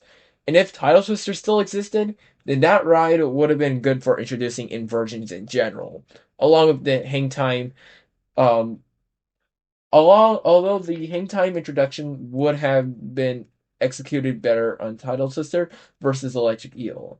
Now, to be fair, I will say Six Flags Magic Mountain is probably better in terms of fully transitioning to more extreme rides, as Six Flags Magic Mountain has a more seamless transition for the more thrilling attractions, while having a larger collection for the seamless transition to like go up gradually and with intensity. However, just introducing the forces and sensations, SeaWorld San Diego could do a better job with Arctic Rescue and Manta, with Six Flags Magic Mountain potentially being more jarring with the transitions from Gold Rusher to New Ninja to New Revolution to potentially Apocalypse to West Coast Racers, and then the rest of the park. I would say that SeaWorld San Diego can be a more successful when transitioning from kid coasters to family thrill coasters. That said, even though I enjoyed every coaster in the park's history except this thing, I like to say that every roller coaster that I've discussed past or present, excluding Manta, has an essential element within the ride's layout that I've given criticism in terms of my own preferences and ranking, which are pretty significant. Whether it was the ride held off on the force frequency or strength, the ride felt too short in ride duration or element quantities, the ride felt too gimmicky, repetitive, and one note, the ride feeling inconsistent in ride flow and speed, or that the fact that the ride concept doesn't succeed in anything that they present. These coasters have some trait that I find bringing down the attraction and the potential that these rides present. And while I feel like every coaster, excluding Journey to Atlantis, is fine in their current state, I am interested in the park expanding in their coaster department to see what they could try, as I do see potential in the park investing for the concepts that they can reach with their target demographic. Personally, my top two or maybe three requests for the park in terms of roller coasters are to include a complete feeling coaster layout that are in between the thrill levels and statistics of Manta to Emperor for families that may want to try out an inverting coaster if they're not ready or are intimidated by Emperor or Electric Eel. Personally, my main choice is in inverting the Coma coaster like Phoenix or Halzubakov, where these layouts provide a quantitative, varied, and fluid layout in a medium-sized track length while not being extreme enough to distract family audiences. Second, I would I would want like a first inverting coaster concept, since I honestly think that excluding the capacity and mechanical components of this ride, Tile Twister would have been a good concept for the park, for an introduction to inverted coasters and other stuff. Um, and could complement rides like Manta and Arctic Rescue that are already more daring compared to other family coasters, with the inverting concept being appealing towards the a demographic that could also have like more variety and yeah. As long as the coaster is smooth, comfortable, and can be small and compact, then I do not have any preference on which manufacturer nor model I choose. And then finally, a themed or dark ride coaster could also work at the park, since the park does lack any themed experiences. And I know their only true dark ride, Submarine Quest, was a failure that was problematic and underwhelming. But who says that you're still doomed on the second try? Personally, I would go with Intamin for a multi-dimensional coaster, since that model is really flexible and has many elements that can create potential for storytelling. But a lot of models can work as well here. With the storytelling coaster, this can also show two reliable components where you have one side that is like theming and have that appeal, and then like the thrill section that could also appeal towards a family or family thrill audience. Anyways, speaking of non-coasters, I'll now briefly talk about all of the three non-coasters I've been on that I have not discussed about, since I do have less experience and memory on these attractions. Since excluding Shipwreck Rapids, I haven't experienced these rides in really years, whether the fact that these rides didn't interesting or that these rides can no longer be ridden. Alright, so hello everyone. Today we are doing a transition, I guess. So, let's see. Right now we will be only covering 3 of the 4 rides, in which the Wild Arctic Simulator are covered. Additionally, I do not count Tidal Twister as a flat ride, but a roller coaster. Anyways, yeah, I say next up is Shipwreck Rapids. Shipwreck Rapids would be the park's first water ride when the ride opened back in 1999. Manufactured by Intamin, this is the only non-pay per ride mechanical attraction that's not a kiddie flat ride or not a roller coaster. Additionally, the ride is also notable to be one of 2 current rides in the back section of the park, and being the most decorated ride here, as Shipwreck Rapids is the only ride to contain many structures and designs to convey the atmosphere and theme of Shipwreck Island, which I'll go more in depth later about during the ride experience. Now, the ride in terms of weight, the ride is in the top 3 in terms of longest wait. As similar to Arctic Rescue and Manta, the ride it does appeal towards a large audience, both young, middle-aged, and old, being an adventurous journey with the attraction while not seeming intimidating or for more sensitive or intimidated riders. Additionally, the ride has a lower height requirement of 42 inches versus the family thrill launch coasters having a 48-inch height requirement. So a potential larger accessibility for audiences is wider for this attraction compared to the aforementioned coasters. Now, I'm not as familiar with Shipwreck Rapids compared to the coasters. However, I could assume that similar sizes for weights to Manta occurs based on the day, with minimal weights on a quiet day to extreme weights during busy days, where more people have easier accessibility to the park and or is a holiday to where the families celebrate something. To the point where I've heard someone that I know waited 4 hours in the queue. Holy crap. Now I would doubt that these waits are consistent since this was a weekend in August that they've went, but still. Now I did hear that there is an option for a single rider queue, so if you want a strategy to minimize your time waiting, then be my guest and use that.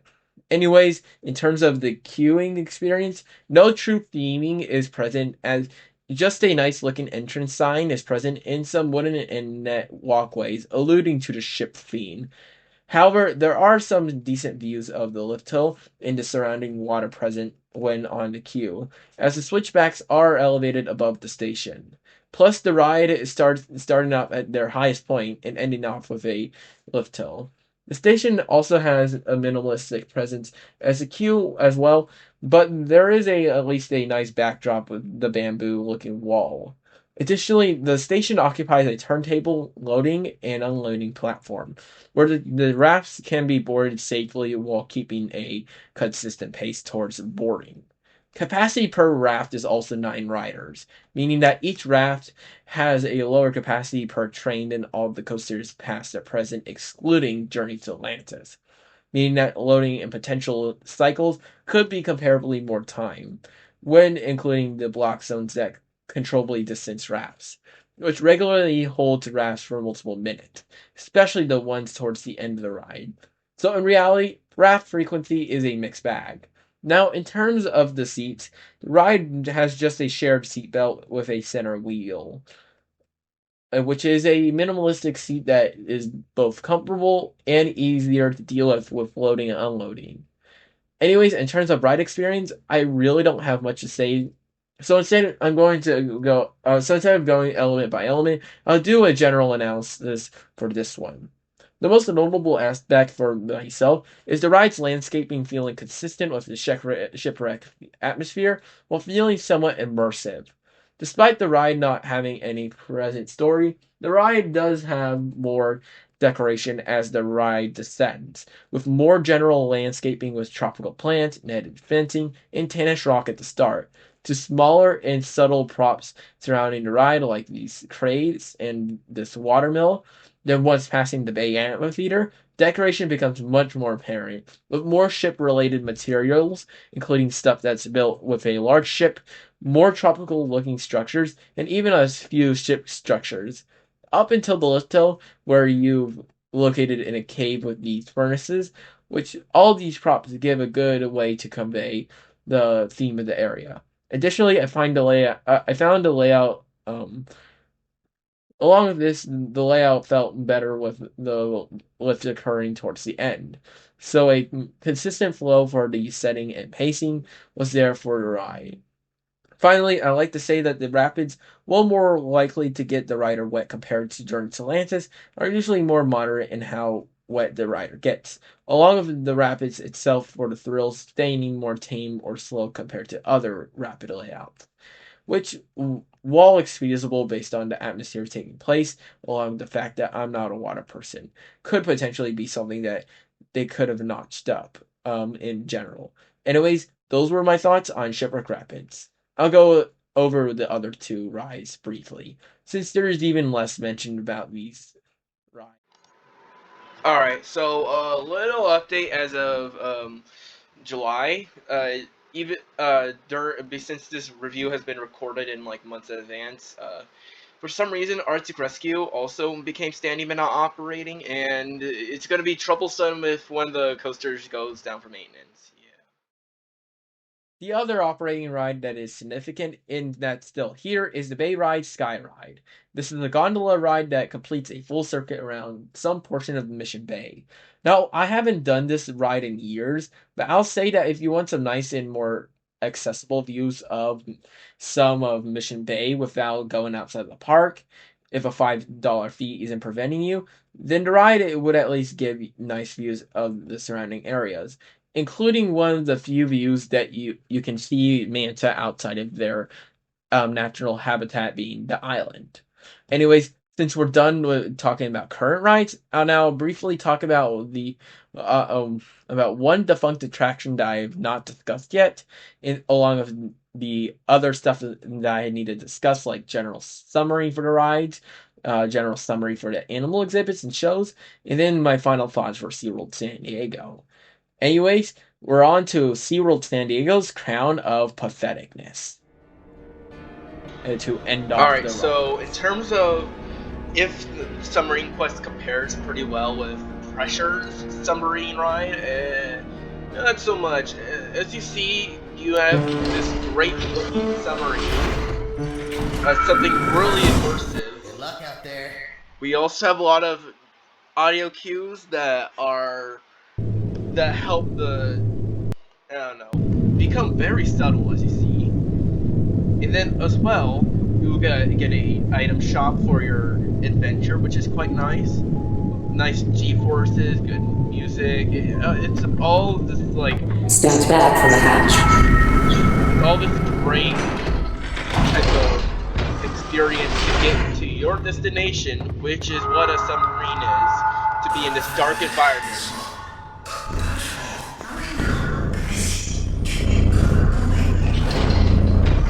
This dark environment,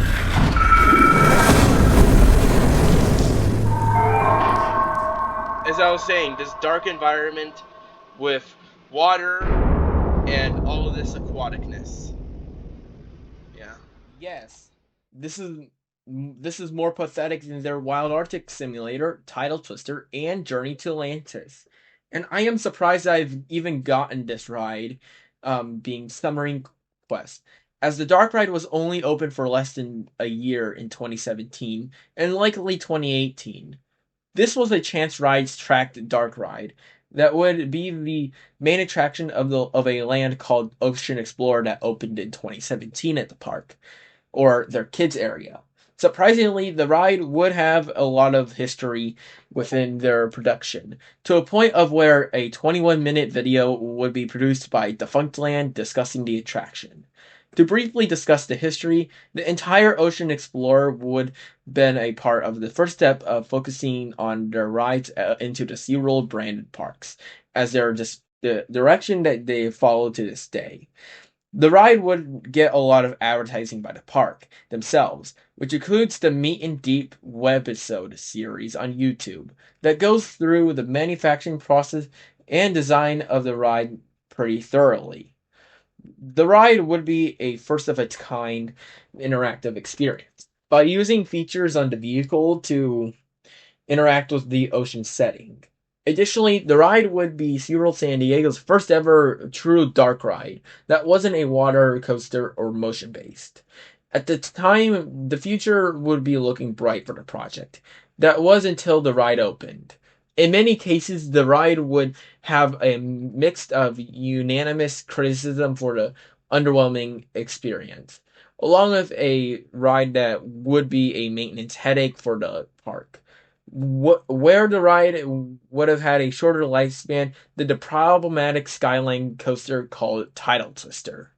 Anyways, I would get the opportunity to ride the ride back in 2017 when I was 8 years old. So for this review, I would probably use a mix of the experience and some analysis from the POVs I've seen, with the latter accompanying the reason that I was less critical back in 2017. Anyway, starting off with the capacity of the ride, where despite having a handful of vehicles, the ride only sat 8 people per vehicle, meaning that the ride would have a smaller capacity compared to the larger rides. As unlike Journey to Atlantis or Shipwreck Rapids, the ride would have one vehicle boarded at a time. Combined with the fact that this was a new attraction and the ride would get pretty long waits. Now, I don't remember the wait times, but the ride probably was over an hour. But that's fine, because since we do have these video screens that have some footage playing over and over, which doubles as a pre-show, which just introduces the concept that you'll be exploring sea life. Speaking of story, the story is that you'll be exploring the deep sea, filled with fantastical creatures, while be guided through with your touch tablet, Explore console. This will be guided through many scenes, like coral 5 feet off the ground, flying sun eels, sunlight fish turnaround, and screen pod. Yeah, if you haven't noticed with the pairing of these nicknames and the pairing it with the actual audio, the ride's main flaws is that the lack of atmosphere. Now, this is just a theory, but perhaps the ride might have intended to have more enclosed and immersive environment. But due to a larger focus on creating the ride system, many of these set pieces had minimal resources. So while the main ride train might have been complete, the physical sets that were supposed to immerse you were barely present. In reality, the ride would just be a moving vehicle with just a script and a couple of props, which the wall theming and decoration was more present and conveyed compared to most of other rides at the park. The attempt at being a ride exclusively intended for atmosphere shows a more blatant fail in execution with the theme. For this ride specifically, the lack of theming just leaves us with audio, and a tablet provides mini games. Now, back in 2017, I was fine with these tablets when I rode the ride. However, back then, I was more focused on what was entertaining in general or different compared to my normal day life, instead of being critical of what a dark ride should do in this scenario. These screens are more underwhelming for a dark ride, since that the main product being presented for entertainment, with little or no interaction to the ride really to immerse the viewer. Finally, to comment on the script before moving on to the ride analysis, I like to say that the audio and story could have given the concept potential, since stuff like the different portions of the ride where they give distinct area names could have been different areas and different opportunities with immersing the rider. However, with the lack of detail, the ride just feels ironic in the ride experience at best, with how the audio presents a scene that doesn't exist.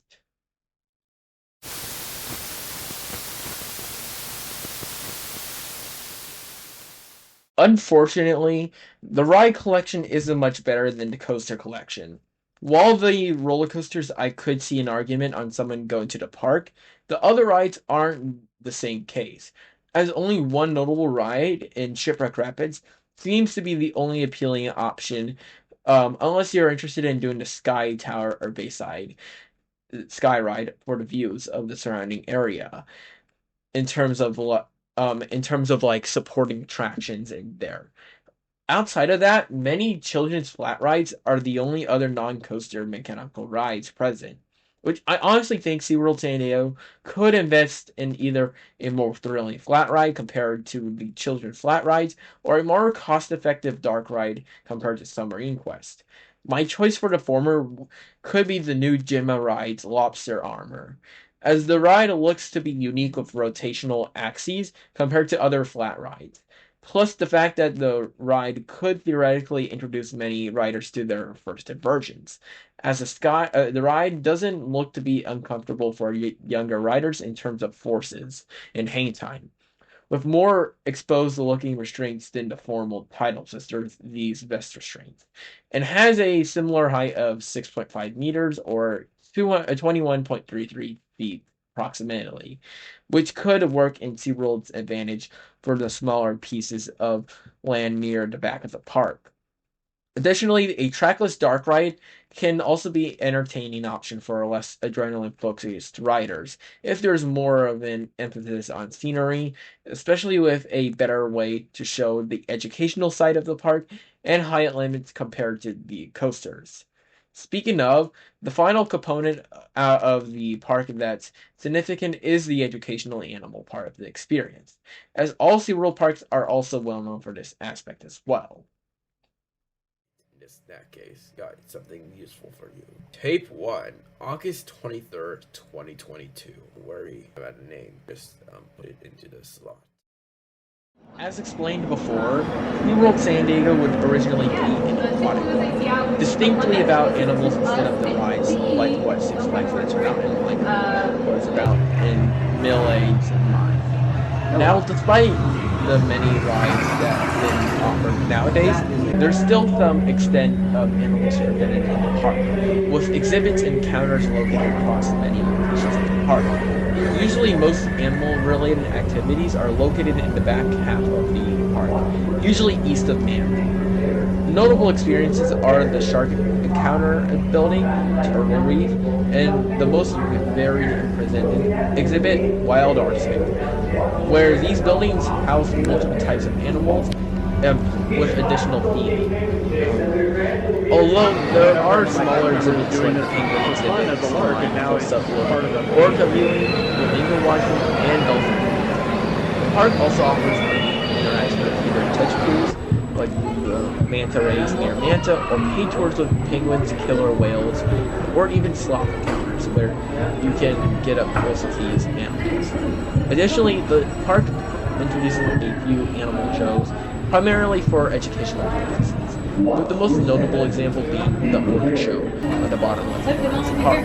Although the feline and dolphin amphitheater exists as well for animals. Now, personally, I've been to a handful of these, and rarely have interacted with these in present time. But the Wild Arctic and penguin exhibits being the only ones I've done.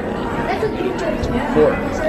However, I will say that if you're just wanting to see aquatic animals while learning more generalized information about them and interacting with them in the western side of the United States, then SeaWorld offers a decent variety of this experience. Anyways, since this was an absurdly long review, I may want to give a conclusion. But first, I want to do my ranking.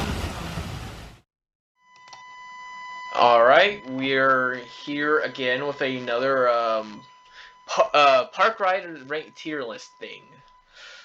This time it is Seaworld San Diego, believe it or not. My home park. Compared to like Six Flags Magic Mountain, I actually have like ridden, well, at least when I made that video, I have like all of the rides that I have like, well, most of them. I have like most of the rides significantly. I actually like borrowed a like tier list where it's like it had a lot of the like all the the currently operating rides, but then I actually decided, you know what, there were actually two significant rides that I wanted to include. I did not want to include the Wild Arctic Simulator, because that's kind of a bit hard to like rank and stuff. Anyways, so like last time, so this with this like ranking, we'll actually first rank like based off of like the order of like the photos and stuff, in a more unit like a in like when I choose the photos this time. However, I have like divided it into more so categories for like best and then like worst. Forgettable will actually be like a shared category, so it's not going to be really it's not going to have like really any individual ride, unless it's like something like memorable. Anyways, yeah, there is actually like a couple of rides I have not ridden at SeaWorld San Diego. Most notably is the Sky Tower. It is an upcharge, and in fact, this was actually manufactured by Sensei Technologies. However, like due to we weren't really interested in like doing the views, even though it is like a 300-foot tall tower. In fact, interestingly, it's the only tower that is the only structure that is above 160 feet. So that's kind of cool. What else have I have like I've done this as Oscars. Let's see. I have not done this yet. This is I have no idea who manufactured this or what is this flat ride, but I have like never done it. And yeah, that is basically what is left of like versus like all of these categories. These rides for some reason actually vary from like some of my favorites to like some of my least favorites. So although it is not as significant as you think, not as it is like probably more spread out. Anyways, we are starting with Riptide Rescue. I have actually ridden this like a few years ago. I have not mentioned it because it is a simplistic like flat ride. There is not really much reason to like go in depth with it. From what I remember, it was actually surprisingly entertaining from like 3 or 4 years ago, where it had actually like nice swinging. It had some nice like constant like swinging. It wasn't really intense, but it will actually be the most intense flat ride, interestingly, for the park, unless you like include the swings like a flat ride. I forgot the name.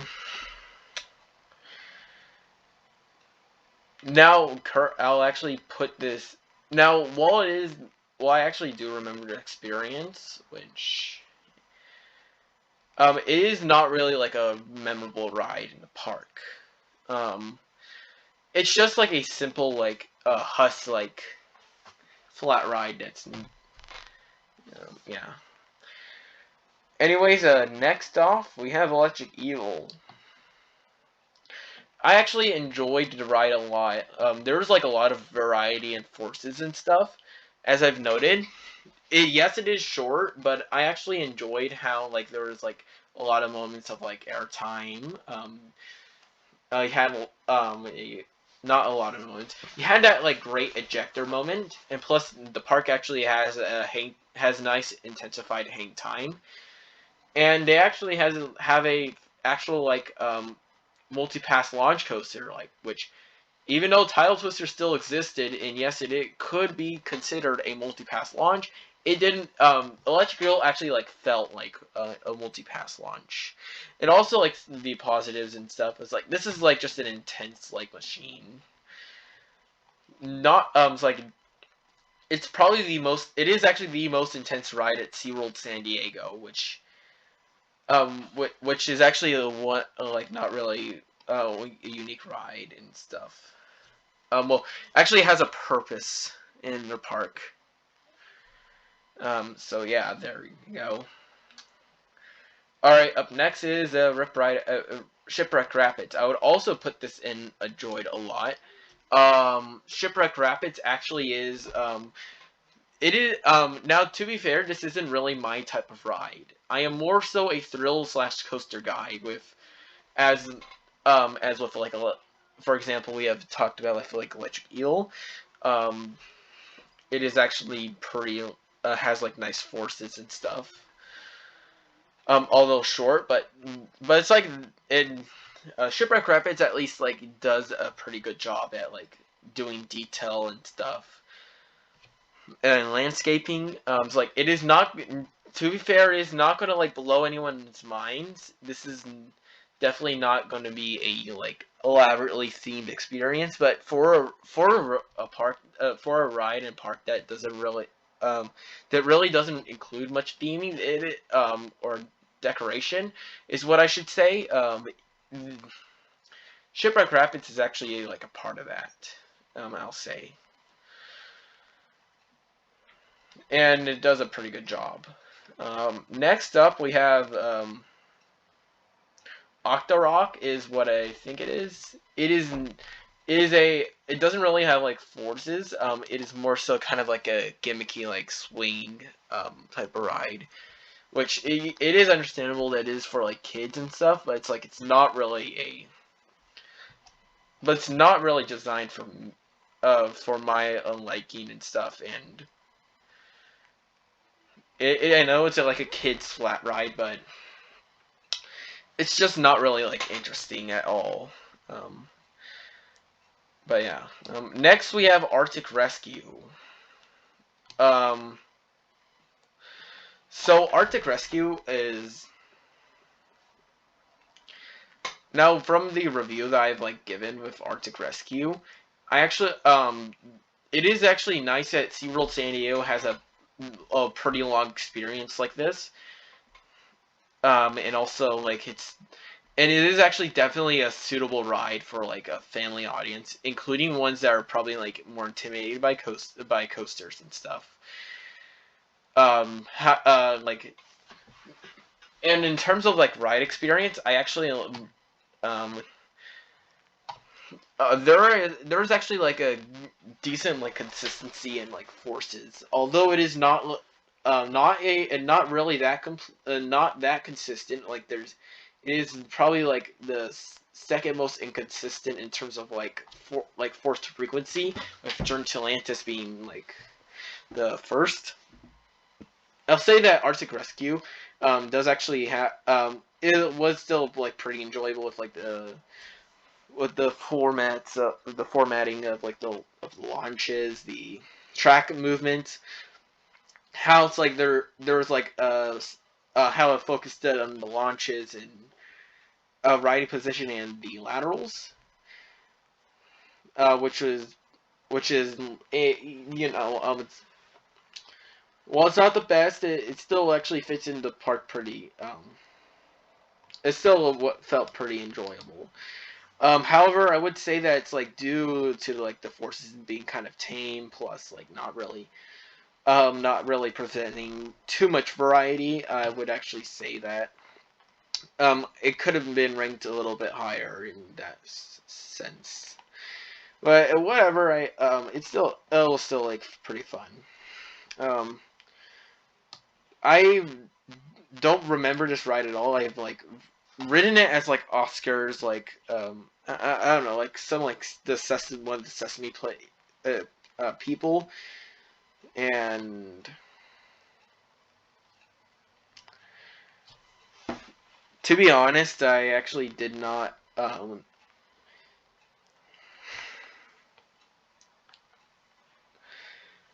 I believe like the ride was like okay.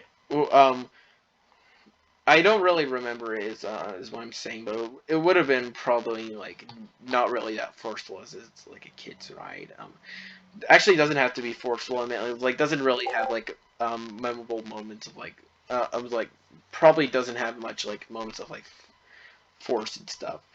Cause again, this is probably like a kid's like rocking like flat ride and stuff. But yeah. Next we have Emperor, which is also like a one of my which is I actually enjoyed a lot in the park. Yeah, Emperor is actually out of like the Emperor is actually for a parks multi looper. This actually kind of fits the park not fit. Was an enjoyable addition to the park at least. I liked that it's like we have at least a fast-paced multi-looper in the park. A roller coaster that doesn't really like drop pacing. In fact, this is probably like in terms of like speed, this is probably like the best of the well, actually frequency of like elements and stuff. Because Manta, well, yes, actually has like so many elements like back to back to back. It is a more like forgiving and graceful compared to like Emperor. Not saying that Emperor is uncomfortable, but I'm saying that's like Emperor is not really it has a more consistent pace. Also, I liked that there was like a variety. There was like a good amount of like positive G forces that were kind of forceful, plus with like with the 0G roll, and also it's like a unique seating arrangement for the park. It is actually a very marketable ride, but also it's just like pretty consistent in like pacing, and that's why it's like pretty ranked high. So the base SkyRide, I'm not sure where to put this. If I remember correctly, let's see.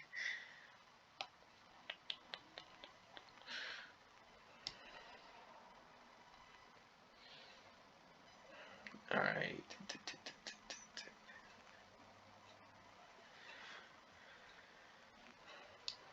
I'm gonna like probably like maybe put it like up here. It is not my type of ride to be honest, but it is like still a enjoyable attraction. I'll say at least. don't really remember what much about it, but it's just a scenic tour, which you can't really go much wrong with like going above like Mission Bay. And plus and this is that and both like sky rides in San Diego actually give nice views. Surprisingly. But yeah, this actually the Bayside SkyRide for like the was it has like it is probably like pretty alright. Alright, Manta. From my review of it back in like over a year ago. Excuse me. Manta is like out of all the rides in the park, Manta's probably the most like it'll give you the most like variety and stuff in terms of like experiences. I'm gonna say I enjoy it a lot based on like how how's like I don't like many like even a lot of coasters like in general. There's not much. There's this ride is so seamless in like pacing and also like super and also has like so much variety within its layout. Within a compact space of like 2,800 feet, which is pretty impressive and also impressive with like the length. Now, granted, the launches aren't really the best. I don't really remember like too much like acceleration on the launches, and also there is like a little hiccup or two in the pacing, but most of the time it is actually offering like either some speed and some nice fluid transitions.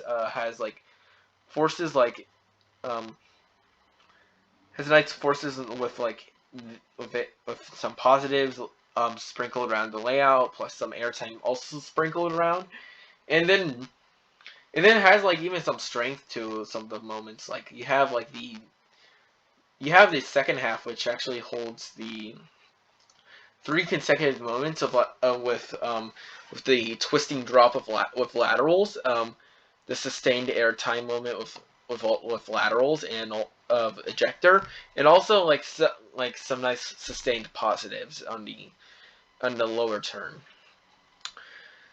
Honestly, this ride, like with the mix of like some aggressive forces with like some more tamer ones, actually gives a nice good variety within like a short and compact layout. Well, saying short is by technicality standpoint, like it actually feels like a pretty kind of long. Not as long as some other coasters I've been on, but it has like decent length, I'll say. Uh, yeah. I'll say that that's like Manta can't really like be. It's like maybe like a couple like replace some of the elements, and that would have been like maybe a nitpick that like that could have been solved. But otherwise, it's still an enjoyable ride. I definitely like really like the ride, and few other coasters actually top it due to like not having like as much variety or not as much variety or even length as that. Then of course we have this ride, which forgot what it was called. It's in the Ocean Explorer area. Don't really remember. Sorry. Next we have Journey to Atlantis, and I do as of like its current state. When we don't really know what's happening with like the ride, like it could actually have like a retheme in the future, which is actually definitely going to be a welcome addition. That's probably one of my like main complaints of the ride is it has like some potential elements. I'll give it that. Um you have a roller coaster with many like theming elements. Oh no, with a not theming. You have like a potential like storyline and other stuff, and it's like in the for the ride, this actually what actually sounds like pretty a pretty varied ride, but with like theme. But the thing is like not there's little attempts to like have like theming and and or like thrill portions. And the parts that they really do have aren't don't really execute it that well. Like in my opinion, as explained by the review portion, the forces there are probably no forces that I've experienced on my ride within the coaster sections, in which the coaster sections are already short enough. So why are we like dragging the? So why are we using the material that we have?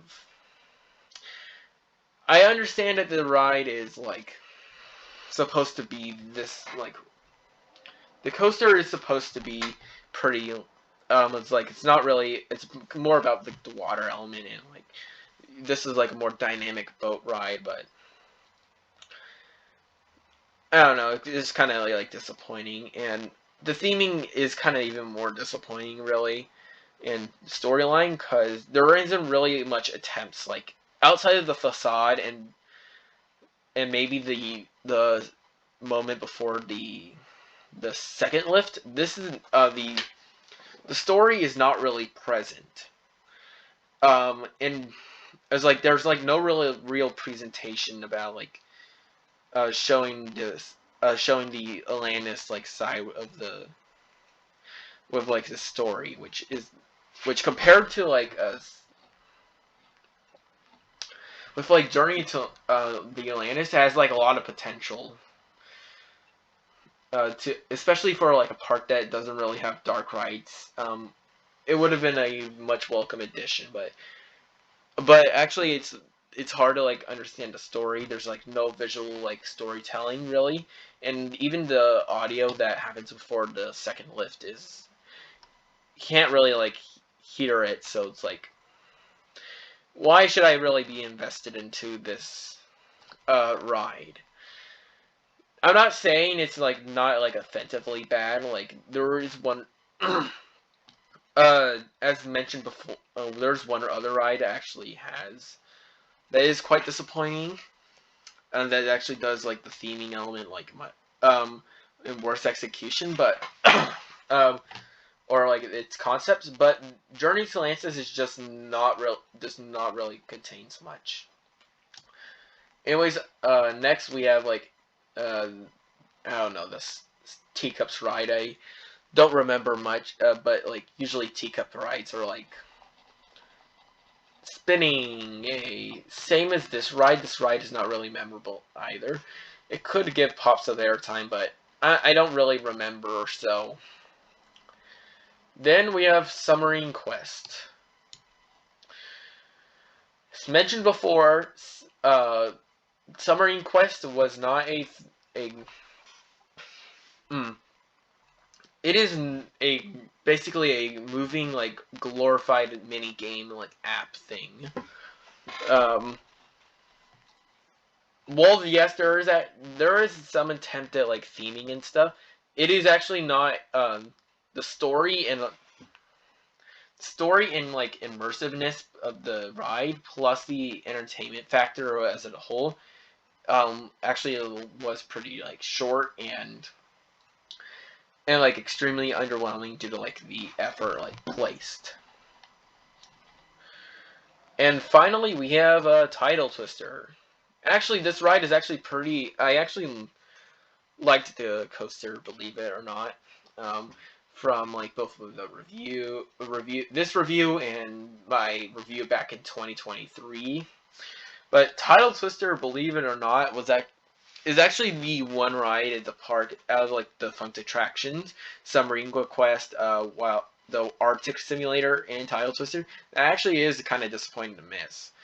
It is actually a unique ride a style, which actually had like a lot of like quirky stuff about it. You can't really find in really any coaster with like the tilting station, the multi-pass tire launch, like getting ready, and with the connected trains and the compact figure 8 layout, and also the sustained hang time that the ride offered. Like, I don't really remember much coasters like following this like type of like slow hang time. Although it is controlled, kind of, it is. It was nice to have like a repetitive ride to have like hang time and very sustained hang time. Because Electric Eel, yes, has hang time. It is nowhere near as sustained as Tidal Twister. Which not only that, but it was actually kind of tame enough that it's like it's like it's not really overwhelming. So it was so it wasn't like the wasn't so it's like yeah, it was like, you know what, if I want a relaxing ride at the moment, which, to be fair, I actually really like thrill rides, but also like maybe a relaxing ride at SeaWorld San Diego also kind of works out. And plus, you know, a hang time machine. However, that said, well, yes, it kind of felt a little bit long during like the ride. The ride had just focused on hang time. That is it. You had one element of hang time, and really, you could have done the backward seats, which I did the unfortunate thing of just doing the forward seats, which could have been a little bit more disorienting, which kind of sad to miss out. But that was really it. The ride was quirky, but it didn't have like much in terms of like thrills, so it's like knocking it down. All right,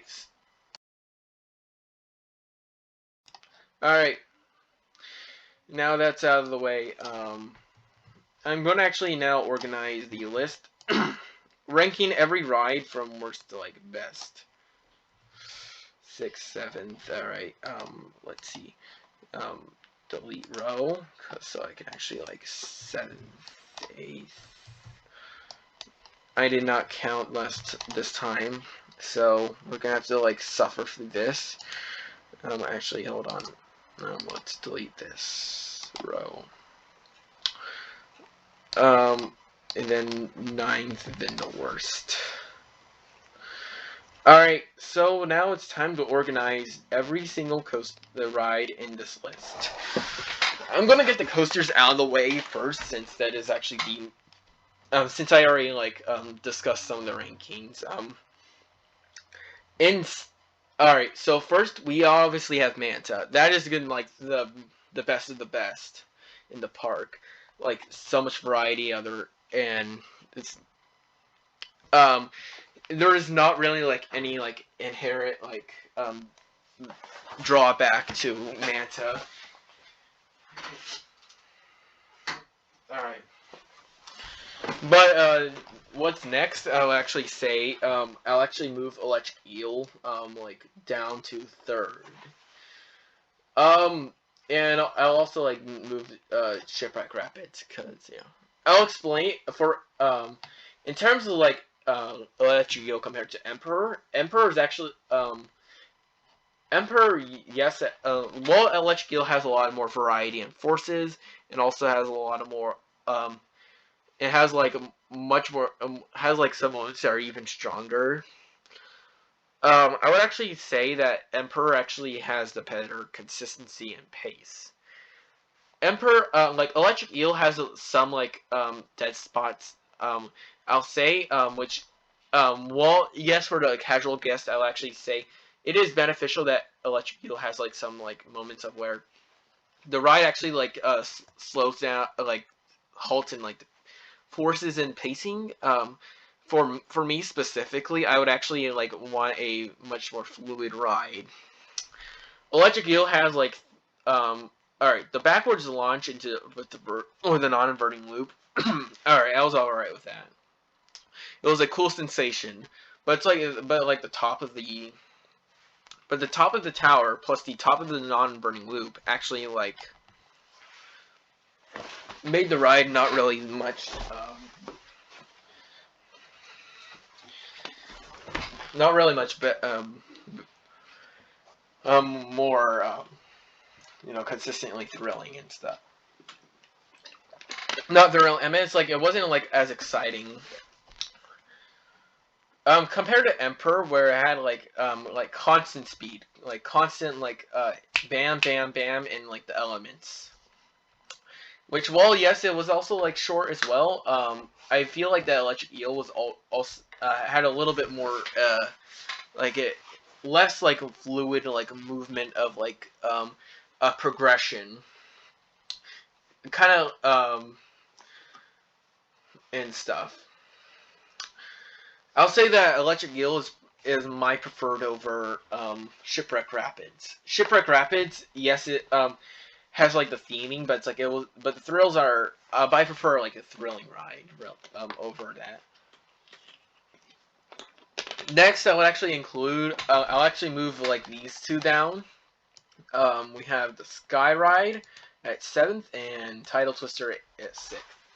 Using Tidal Twister as the example, I rank Arctic Rescue over Tidal Twister because even though Tidal Twister has like a more impactful hang time and stuff with like in terms of forces, Arctic Rescue on the other hand actually I actually think that it's like there's more like a lot more going on with Arctic Rescue in terms of forces, in terms of like track movement, in terms of like scenery. Tidal Twister, yes, actually had like the had like more moments of like hang time and stuff, but Arctic Rescue was had a like more so well wasn't as long as Tidal Twister. It was it still had like a much more consistent like more varied pacing.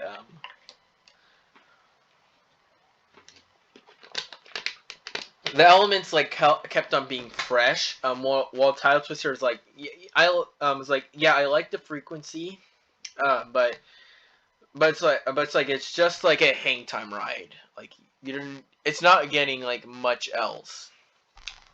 But then again, I would actually prefer Tidal Twister over the Bayside SkyRide. Honestly, I'm not really a fan of like visual. I'm okay with like visuals, but it's just not my thing. Like doing at a park. It's still an okay ride, but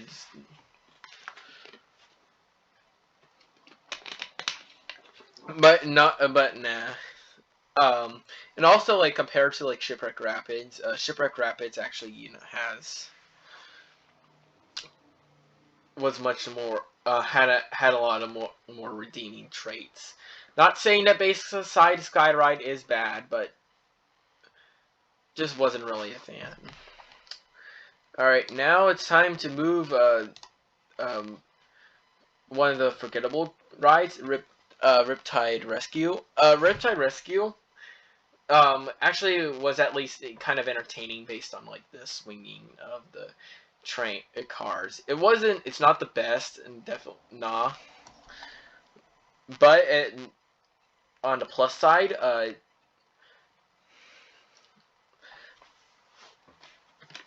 but it was at least a bit more unique. A more unique ride compared to the other like cookie cutter flat rides. Anyways, now it's back to our bottom two. I would actually say, as much as I don't like Journey to Atlantis in its current state, I at least appreciate the variety that it get. There's at least some variety in the ride layout, and not ride like in the ride concepts.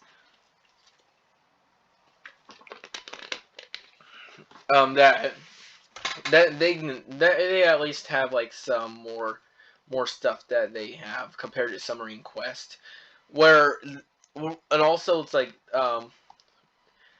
and comparing Submarine Quest to Journey to Atlantis, Journey to Atlantis didn't really like fail much in terms of like the total concept, because yes, I did not like it actually failed in like the like concepts that they have presented that I didn't really care about. But at the same time, it isn't as like blatantly bad. Like someone can at least enjoy it with like the water like splash moments, and as like a flume ride. Whereas, what does Submarine Quest have? Submarine Quest doesn't have anything.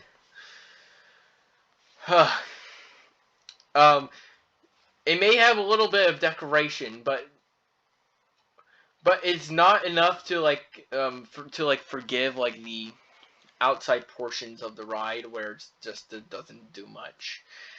Isn't really immersive, which is one of the main points of like a dark ride. At least like Journey to Atlantis, you have coaster sections that are at least there. It may not be my type, but it is still there. And Submarine Quest is just. Anyways, I know if I'm sorry if I like stuttered a lot. I did this off the spot. And plus, I already discussed like these rides in the review, so there. Oh, and also I wrote this review like months in advance. This thing is being recorded on February 2nd, no, February 8th, 2025. So yeah, it's been a few months, but hopefully you guys like enjoyed this segment. Anyways, Diesel. Hope we can actually get back to the conclusion. Goodbye. At SeaWorld San Diego, they hold a unique place in SoCal's paid entertainment locations, where the park mixes a small portion of aquatic exhibits along with thrills. Which, while the park may not be best for rides or even animal collection, since places like Knott's Berry Farm, Six Flags Magic Mountain, or even the San Diego Zoo locations located in San Diego and Escondido offers more for less money, the park can have a nice and chill atmosphere based on the less things to do compared to the other locations, along with many people who have this as a home park, having roller coasters that do appeal to a lot of audiences, and coasters that aren't intended to be great instant thrills but still offers a lot. While SeaWorld San Diego does lack in a few areas, I'm hoping the park keeps developing in areas that could make the park appealing towards a more of an audience. But for 2024, there are a few things I'd like to mention that it could make the park worth or not worth visiting. The main thing would be the ways of verifying how to get tickets.